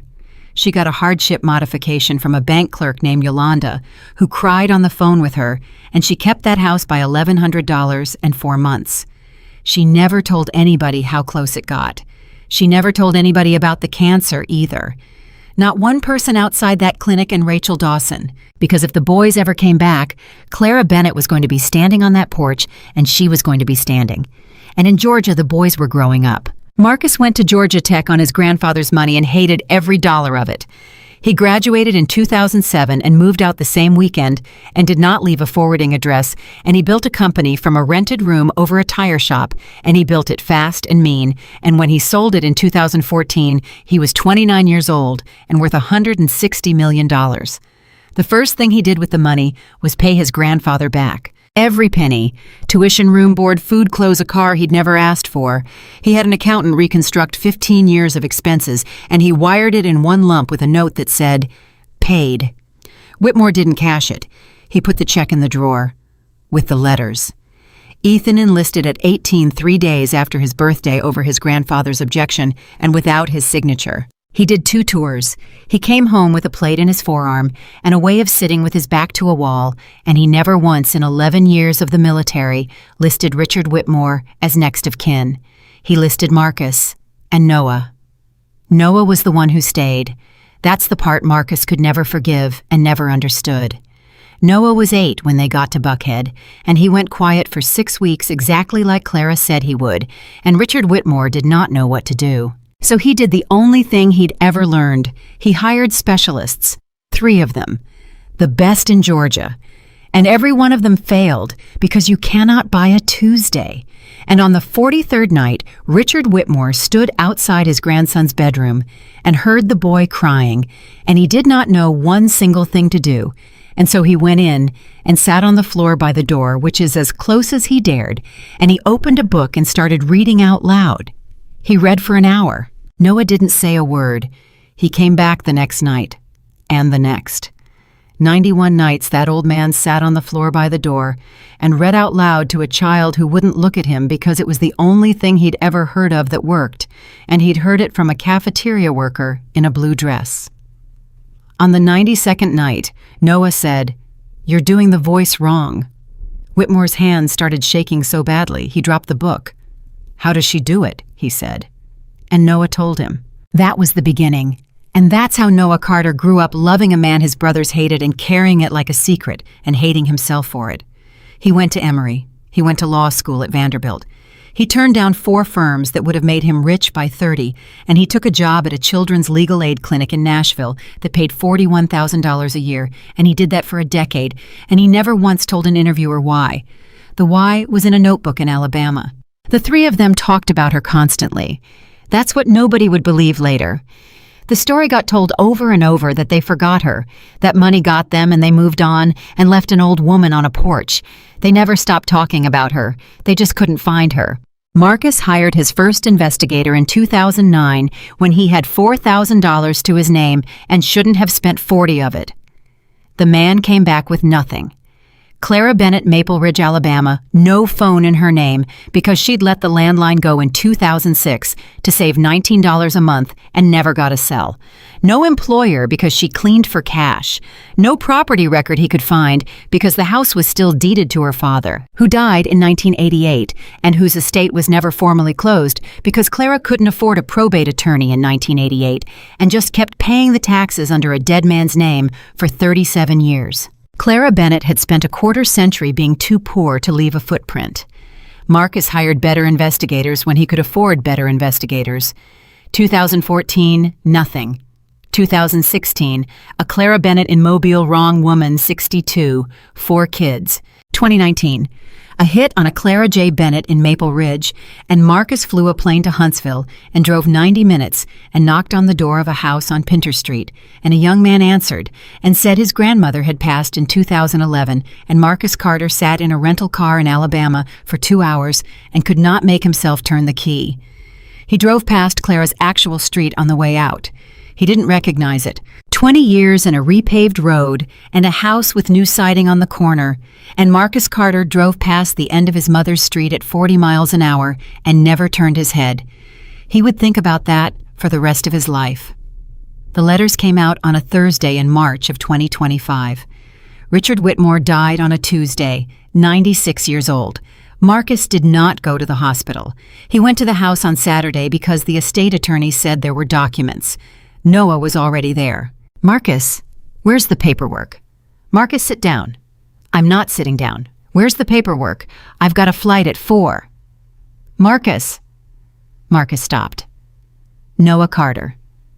44 years old, an attorney who had faced down state agencies without blinking, was standing in his grandfather's study holding a shoebox and shaking like a leaf. "What is that?" "It was in his desk," Noah said.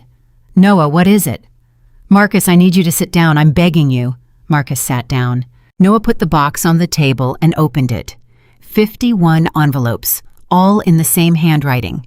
Careful, round, a little heavy on the downstrokes, like somebody who'd learned penmanship in 1958 and never got to use it much. Every one addressed to Marcus Ethan and Noah Carter. Every one opened, by Richard Whitmore. Marcus didn't move. "He read them," Noah said. "What?" "He read every one of them, Marcus. He opened them and he read them and he put them back in the box." Noah's voice was breaking. 51. She wrote 4 a year. Birthdays and Christmas. She never missed. She never missed once. And I got sick in 2004. And she didn't know. And she still... Stop. There's one from every year. Stop. Marcus Carter picked up the top envelope. Then he put it down. Then he picked it up again. Then his hands went to his face, and Noah watched his 40-year-old brother, who was worth $200 million, who had fired 100 people without blinking, who had not cried in front of another human being since the age of 15, break completely apart in a dead man's study. "She was writing," Marcus said. "Yeah. The whole time. I thought she..." He couldn't get the sentence out. "Noah, I thought she was done with us." "I know. I hired 5 people to find her, and I thought she was done with us the whole time I was looking. I thought I was chasing a woman who didn't want to be found. Marcus, why didn't he tell us?" And Noah Carter, the only one of the 3 who had ever gotten close enough to that old man to know the answer, said, "Because he was sure." Ethan got there at 11 that night. He'd driven from Columbus with the plate in his arm aching the whole way, and he came through the door and looked at the box and said one word. "How many?" 51, Noah said. Ethan Carter, 47 years old, 2 combat tours, took the box out of his brother's hands and sat down on the floor of that study, and the 3 of them sat on the floor of Richard Whitmore's house and read their mother's letters until the sun came up. They read about the cancer. It was in the 2011 Christmas letter, one line buried in the middle, between a sentence about the weather and a sentence about a dog she'd started feeding. Ethan read it out loud and then couldn't finish the paragraph. "I had a little health scare this year, but I am all clear now, so don't you worry about it if you ever read this." Marcus made a sound. "A little health scare," Ethan said. "A little health scare. Ethan. She had cancer, and she wrote us a sentence about it so we wouldn't worry, and he put it in a drawer." Ethan hurled the envelope across the room and stood up so fast the chair went over. "I'm going to burn this house down. I swear to God, Marcus, I'm going to burn this house to the ground. Sit down." "No." "Ethan," Marcus's voice cracked like a rifle. "Sit down, right now." Ethan stood there breathing. Then he sat down. Marcus was holding the last letter, the most recent one. Postmarked December 2024, 3 months old. "She's alive," he whispered. Noah's head came up. "What? Look at the postmark." Marcus turned it around with both hands, and he was crying so hard he could barely speak. "Noah, look at the postmark. She wrote us 3 months ago." Nobody breathed. Marcus opened it, and a photograph fell out. It was a photocopy, a bad one made at a library, probably for a dime. It was a page from a notebook. A drawing of a woman at a stove back, turned face, looking over her shoulder. And underneath it, in a child's handwriting, pressed so hard the pencil had torn the paper, "Turn around, Mama, I'll be looking." And under that, in an old woman's hand in ballpoint, added 25 years later, "I still have it, Noah. I never opened the box either, but I opened this. Every Christmas I take it down, and I look at it, and I say the same thing to it that I said to you. I'm still going to be here tomorrow. Come get your notebook, baby. I'm getting tired." Noah Carter went down on his knees. "Where is she?" Ethan said.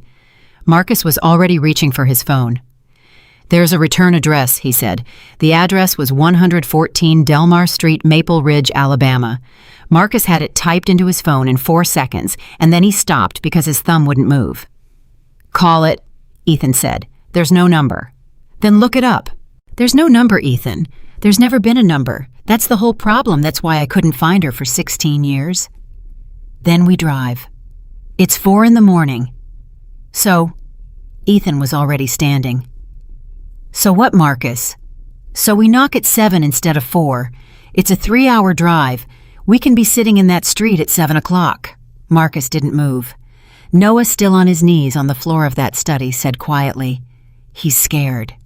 "What?" "He's scared," Noah said again. Marcus's jaw went tight. "Don't. You're scared she's not there." "Noah, I swear to God, you're scared it's another Pinter Street." Noah got up off the floor. "You're scared we drive 3 hours and a stranger opens the door and says she passed in 2019 and there's a box of our letters at a landfill somewhere." "Yes?" Marcus turned around and it came out of him like something tearing. "Yes. Okay. Yes. I sat in a rental car in that town for 2 hours in 2019 because a boy told me his grandmother was dead and I couldn't turn the key. And I have thought about that every single day for 6 years. And if I get there and I'm 3 months late..." He stopped. "If I'm 3 months late," he said, "I don't survive it." The room was silent. Then Ethan Carter picked his brother's phone up off the table, put it in Marcus's hand and said, "Then be 3 months early." They took Marcus's plane at 6, and they were on the ground in Huntsville at 7:20, and none of them had slept, and none of them cared. Marcus called his assistant from the tarmac. "Dana, I need 3 cars in Huntsville in 20 minutes. 3 May 3. Marcus, it's Sunday. I don't care what it costs, 3. He hung up, and Noah said, "Why 3? Marcus was looking out the window at nothing. "Because there's 3 of us," he said. "She always set 3 plates. Even that first night when she didn't know if anybody was coming, she set 3 plates. If she's on that porch, she's going to count." Nobody said anything for a while. Then Ethan said very quietly, "She's gonna count, man." The drive to Maple Ridge took 81 minutes. Nobody spoke for the first 40. Then Ethan from the back seat of the lead car said, "I'm gonna throw up. You did 2 tours. "Yeah, and I never once had to knock on Mama Clara's door owing her 25 years. Noah had the notebook photocopy in his hands. He'd been holding it since Atlanta. He hadn't let go of it once, not through the plane, not through the car, and his knuckles were white around it. "What do we even say?" he said. "I don't know." "Marcus, we have to know. We can't. She's 68 years old. We can't just show up and stand there." "Noah, I don't know." "You always know." Noah's voice cracked. "You knew at 14. You made us dinner. You signed the paper. You always know, so tell me what we say to a woman who wrote us 51 letters and got nothing back because I've been a lawyer for 18 years, and I have never once in my life been this..." "We say we're sorry," Marcus said. "That's not enough." "No," Marcus said. "It's not." They turned onto Delmar Street at 8:52 in the morning, and Marcus Carter took his foot off the gas without meaning to, because he knew it. He knew that street. He knew the crack in the sidewalk shaped like a Y. He knew the stop sign at the end that leaned 4 degrees to the left because somebody hit it in 1997. He'd driven past this street in 2019 at 40 miles an hour and never turned his head, and now he was 20 feet from a mailbox with 114 painted on it in a woman's careful hand, and his whole chest was coming apart. The house was still standing, barely. Ethan said one word. "God." The roof had a blue tarp on one whole side weighted with cinder blocks faded almost white by the sun. The porch had a 2x4 propping up the corner post. The front steps were rotted through on one end, and somebody had laid a piece of plywood over them and painted it gray to match. The paint on that plywood was maybe 2 years old. Somebody had painted it. Somebody had bought a can of gray paint and gotten down on their knees with a bad hip and painted a piece of plywood so it would match the steps of a house that was falling apart. Marcus put the car in park and sat there with both hands on the wheel. "Marcus, give me a second. Marcus, there's people." There were, because 3 luxury SUVs had come down Delmar Street in Maple Ridge, Alabama at 9 o'clock on a Sunday morning, and by the time Marcus Carter got the car in park, there were already 6 people on the sidewalk and a woman in a housecoat on the porch across the street with a phone in her hand. By the time he opened the door, there were 15, because in a town like that, 3 cars like that mean exactly one thing. They mean somebody's in trouble. "That's the Bennett place," somebody said. "What did she do?" "Nothing. Clara ain't done nothing in her life." "Then who are they?" Marcus Carter got out of the car, and a woman on the sidewalk, 60-something, in a church dress because it was Sunday and she was headed to service, took one look at his face and dropped her purse. "Oh," she said. "Ma'am, oh my Lord. Ma'am, do you know—" "You're the oldest one," Ruth Ann Coley whispered. Marcus stopped dead. "You're Lord Jesus, you're the oldest one. You're Marcus." Her hands went to her mouth. "She's got your picture. She's had your picture on that wall since 2000 and she never took it down, and we all told her, 'Oh God, forgive me. Oh God, forgive me. What have I done?' Ma'am, is she in there?" Ruth Ann was crying too hard to answer. "Ma'am." Marcus's voice cracked across that street like a shot. "Is she alive?" "She's in there," Ruth Ann sobbed. "She's in there, baby. She's always in there." And the screen door opened. Clara Bennett came out onto her porch at 8:56 in the morning in a housecoat and slippers because she'd heard car doors, and she thought it might be the church van. She was 68 years old. She was smaller than she used to be. She had a hand on the railing because she needed it now, and her hair was white at the temples under the scarf, and she stood there squinting into the sun at 3 men in expensive clothes standing in her yard. "Can I help you, gentlemen?" Nobody could speak. "I said, can I help you?" Her voice sharpened. "If you're from the bank, you can turn right around because I made that payment on the 11th and I've got the receipt." "Mama Clara?" Clara stopped. Her hand tightened on the rail. "Mama Clara," Marcus said again, and his voice broke in half. "It's me." Clara Bennett stood on her own porch and looked at a man she had not seen in 25 years, and Ethan would say later that he watched her whole face go through her entire life in about 4 seconds. She didn't move. She didn't scream. She said in a voice so small it barely carried across the yard, "How long?" And Marcus Carter went down. Not to his knees. His legs just stopped working and he caught himself on the hood of the car, and he stood there bent over with his hand flat on the metal, and he sobbed in front of 40 people in the middle of the street he grew up on. "I don't have a number," he said. Clara's mouth opened. "I don't have a number. Mama Clara, I'm not counting. I'm never counting again. He couldn't finish. And Clara Bennett came down her own rotten steps without holding the rail, which she had not done in 4 years, and she crossed her own yard and she took a 40-year-old man's face in both her hands. "Look at me," she said. He couldn't. "Marcus Carter, look at me." He looked at her. "There you are," Clara said. And then she was crying, and he was crying, and 40 people on Delmar Street were watching a woman in a housecoat hold a stranger's face in her hands like she'd made it herself. Ethan didn't wait to be invited. He came across that yard like a truck, and he got his arms around both of them and lifted Clara Bennett clean off her own grass. "Put me down! Lord boy, put me down!" "No, ma'am." "Ethan Carter. I said I was going to get big." He was sobbing into her scarf. I told you on that porch. I said I'm going to get so big nobody can move me. And you said, I know you are baby, and I did it. I did the whole thing." "You did." Clara was clutching his collar with both fists. "You did, baby. You did." "I couldn't find you." He set her down and he couldn't let go. "We couldn't find you. 25 years, Mama. Clara, we looked, I swear on my mother, we looked. I know. You don't know. You don't know what I thought. I thought you didn't want. Ethan." Clara took his face the way she'd taken Marcus's. "I know." "How do you know?" "Because I thought the same thing about you," Clara said, "for 25 years, and I was wrong, and so were you, and we're both standing here." And then it went quiet, because Noah Carter hadn't moved. He was still standing by the third car, 44 years old, in a suit that cost less than his brother's shoes because he worked at a legal aid clinic and always had, and he was holding a folded photocopy in both hands, and he could not make his feet work. Clara turned around. She looked at him for a long time. "Noah," she said. He didn't answer. "Noah Elias Carter." And Noah made a sound like something breaking. "I can't," he said. "Come here." "I can't, Mama Clara. I can't." I stayed. He was shaking so hard the paper in his hands was rattling. "I stayed with him. Marcus wouldn't talk to him for 11 years, and Ethan left at 18, and I stayed. He read to me. He sat on the floor outside my door for 91 nights, and he read to me because you told him to, and I let him be. Noah." "I let him be my grandfather!" Noah screamed. "I let him!" And he had your letters in his desk the whole time, and I sat at his table and I ate his food and I loved him, and you were 3 hours away with a tarp on your roof. Noah Elias Carter. The whole street went silent.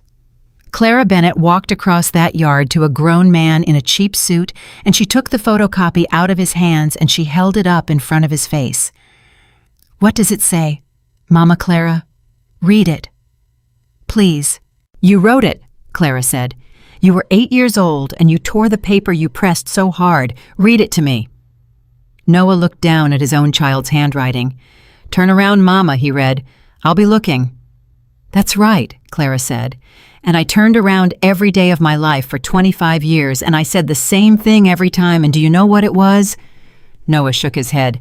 "It was good. Somebody's looking after him." Clara's voice broke wide open. "You think I wanted you alone in that house? You think I wanted you 8 years old and quiet in 6 bedrooms with nobody on the floor by your door? Baby, I prayed somebody would sit on that floor. I prayed it every single night for a year.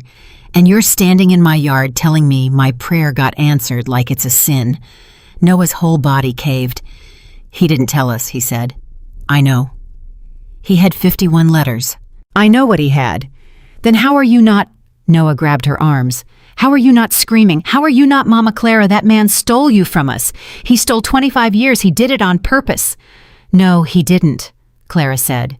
Everybody stopped. "He was sure," Clara said. "That's all. That's the whole thing. That man was sure every day of his life about every single thing, and being sure is the most expensive habit a human being can have." She put her hand flat on Noah's chest. "He sat on your floor for 91 nights, she said. "So he learned something. He learned it late, and he learned it wrong, and he learned it after it cost him everything, but he learned it. And I'm not going to stand in my own yard on a Sunday morning and spit on the only good thing that man ever did, because the only good thing he ever did was you." Noah Carter put his forehead on Clara Bennett's shoulder and wept like a child. "I came back for my notebook," he said.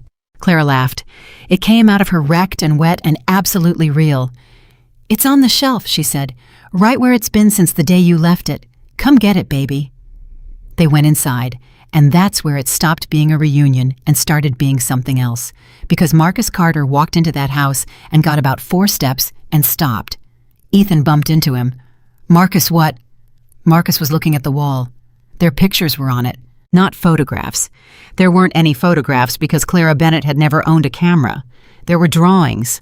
Noah's drawings, dozens of them, cut out of a notebook and taped to the wall in a grid, and every one of them was faded almost to nothing. And every one of them had been taped and retaped so many times the paper had gone soft at the corners. And in the middle, 3 school pictures, 1999, Marcus at 14, Ethan at 11, Noah at 8. 25 years of morning sun had bleached them almost blank. "She's been looking at us," Ethan said. "Every day," Ruth Ann Coley said from the doorway, and she was crying so hard she couldn't stand up straight. "Every day, and we told her to take them down. I told her. I said, 'Clara, honey, it's not healthy. They're gone. Let them go.'" Marcus turned around. "What did she say?" Ruth Ann's face crumpled. "She said they're coming back," she whispered. "For 25 years, every time. She said it in the fellowship hall, and she said it in the grocery store, and she said it the year she was sick, and she said it the year they almost took her house, and every single one of us in this town thought that woman had lost her mind." The room was dead silent. "We laughed at her," Ruth Ann said. Marcus Carter looked at that woman for a long moment. Then he looked at the tarp visible through the kitchen window, and the plywood on the steps, and the water stain that had been a slow brown continent in 1999 and was now the whole ceiling. "Ma'am," he said, "how long has that roof been like that?" Ruth Ann didn't answer. "How long?" "Marcus don't," Clara said. "How long?"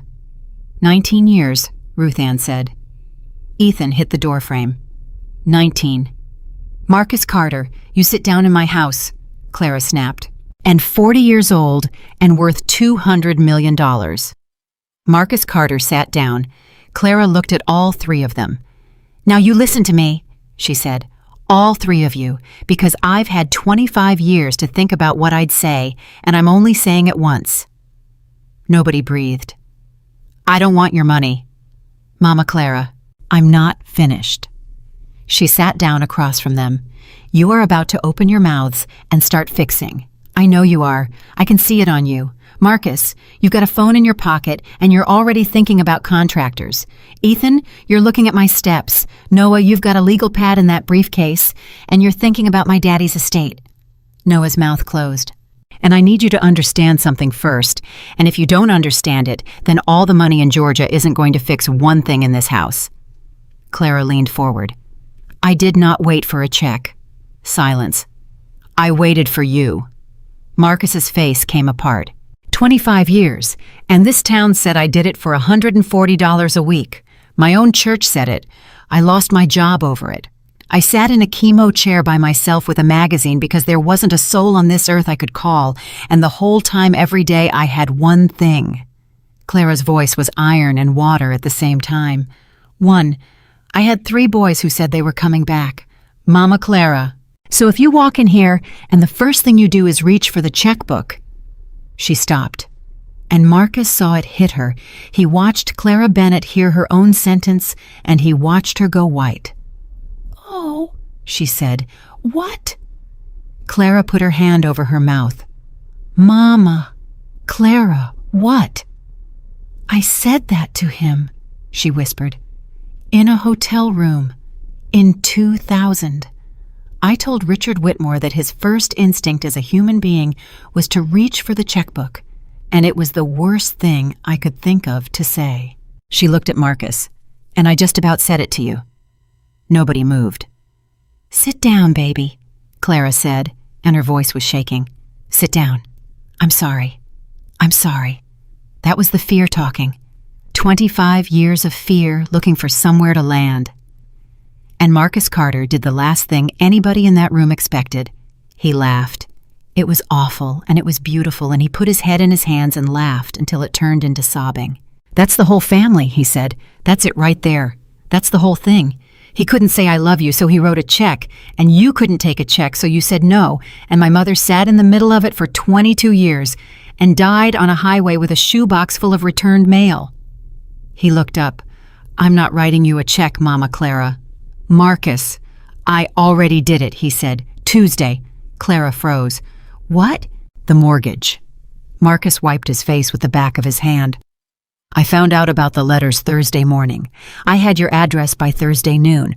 I had a title company on it by Friday, and a wire out Tuesday, and the lien's already released, and I did it before I ever saw your face, because I didn't know if you were alive, and I didn't care, because if you were dead, I wasn't going to let that house go to a bank."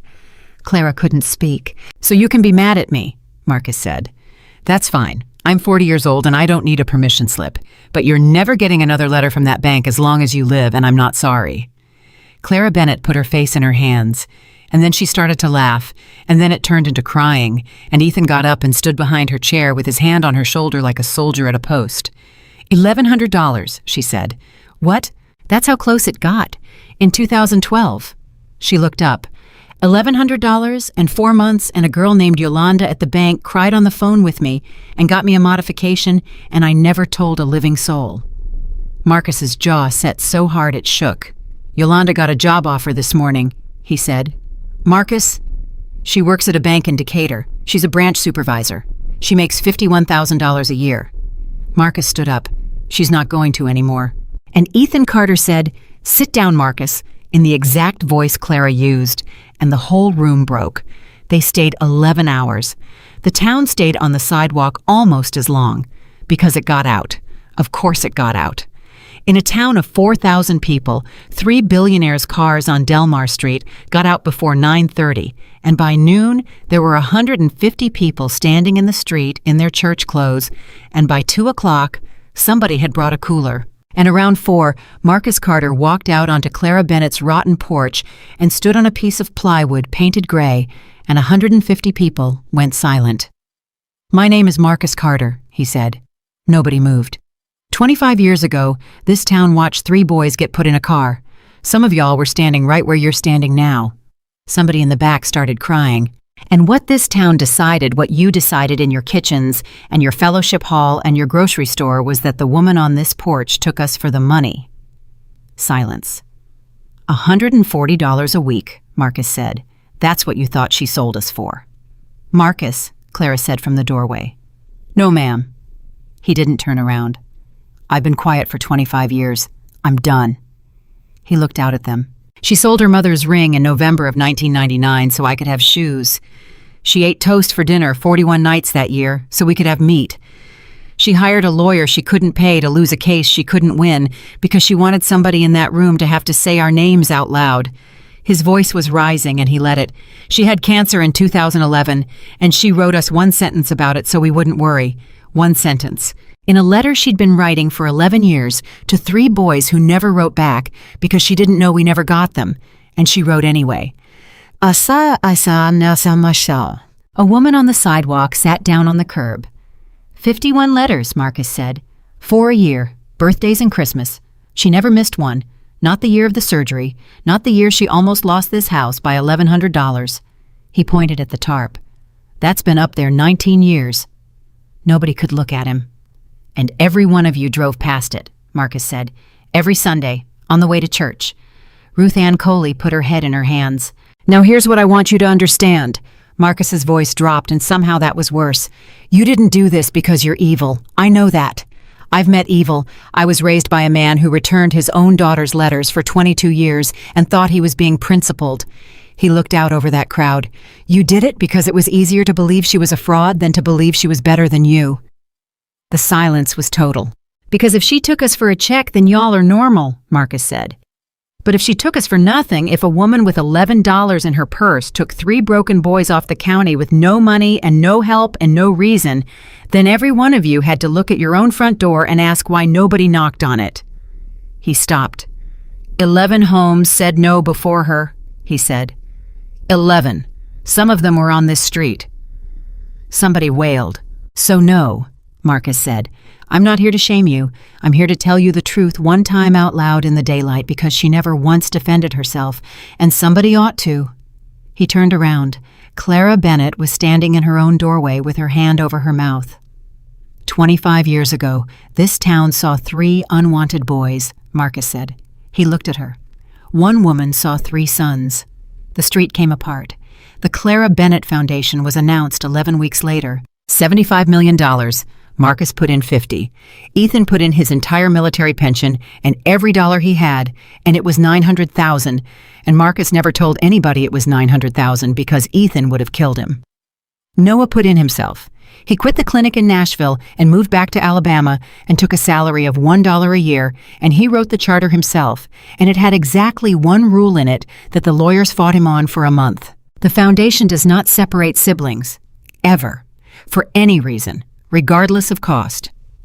"Noah, that's not workable," the general counsel said. "There are situations. There are no situations. Legally, if a placement requires. There are no situations," Noah Carter said. "Put it in the charter." They put it in the charter. They fixed the roof in 9 days. Clara fought them the entire time. She sat in a lawn chair on her own grass with her arms folded and criticized the contractors and told them her father built that house in 1961 with his own hands, and if they touched his framing, she'd have their license. And the foreman, a man named Deshawn, who was 42 and had grown up 2 streets over, said, "Yes, ma'am, Miss Clara, 400 times in 9 days and meant it every time. They did not build her a new house." Marcus tried. He had plans drawn, 4 bedrooms, a real foundation, no stairs, everything on one level. Clara looked at them for about 6 seconds. "No." "Mama," Clara, the doctor said, "Marcus Carter, do you know what's on that staircase?" "Ma'am." 4th step from the bottom. Clara's chin came up. "There's a mark on the wall, about this high. That's where a boy put his fist through my drywall in August of 2000 because his grandfather came to take him, and I never patched it, and I looked at it every day for 25 years, and it's the only piece of my son I had." Ethan turned around and walked out of the room. They repaired the house. They did not replace it, and they did not touch the 4th step from the bottom. She lived 9 more years.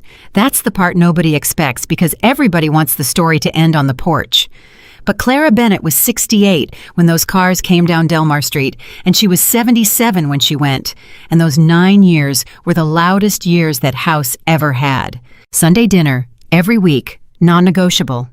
Ethan drove up from Columbus, and Noah lived 20 minutes away, and Marcus flew in from wherever the world had him, and there were years he flew 11 hours to sit at a table for 3, and he never missed one.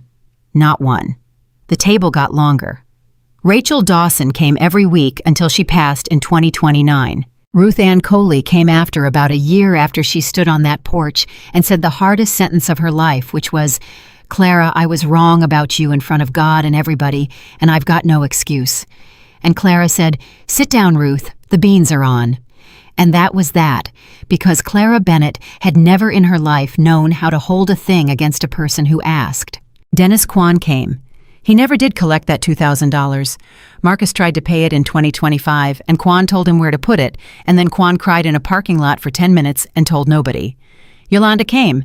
She runs the Foundation's Family Assistance Program now, and the kids came, because by 2031, the Clara Bennett Foundation had placed 411 children, and it had never once, not one single time, separated a brother from a brother. And there was a policy in that charter that every child placed by that foundation gets an invitation to Sunday dinner at 114 Delmar Street for as long as Clara Bennett lives. Some Sundays there were 40 people in that yard. She learned every name. She never got a single one wrong.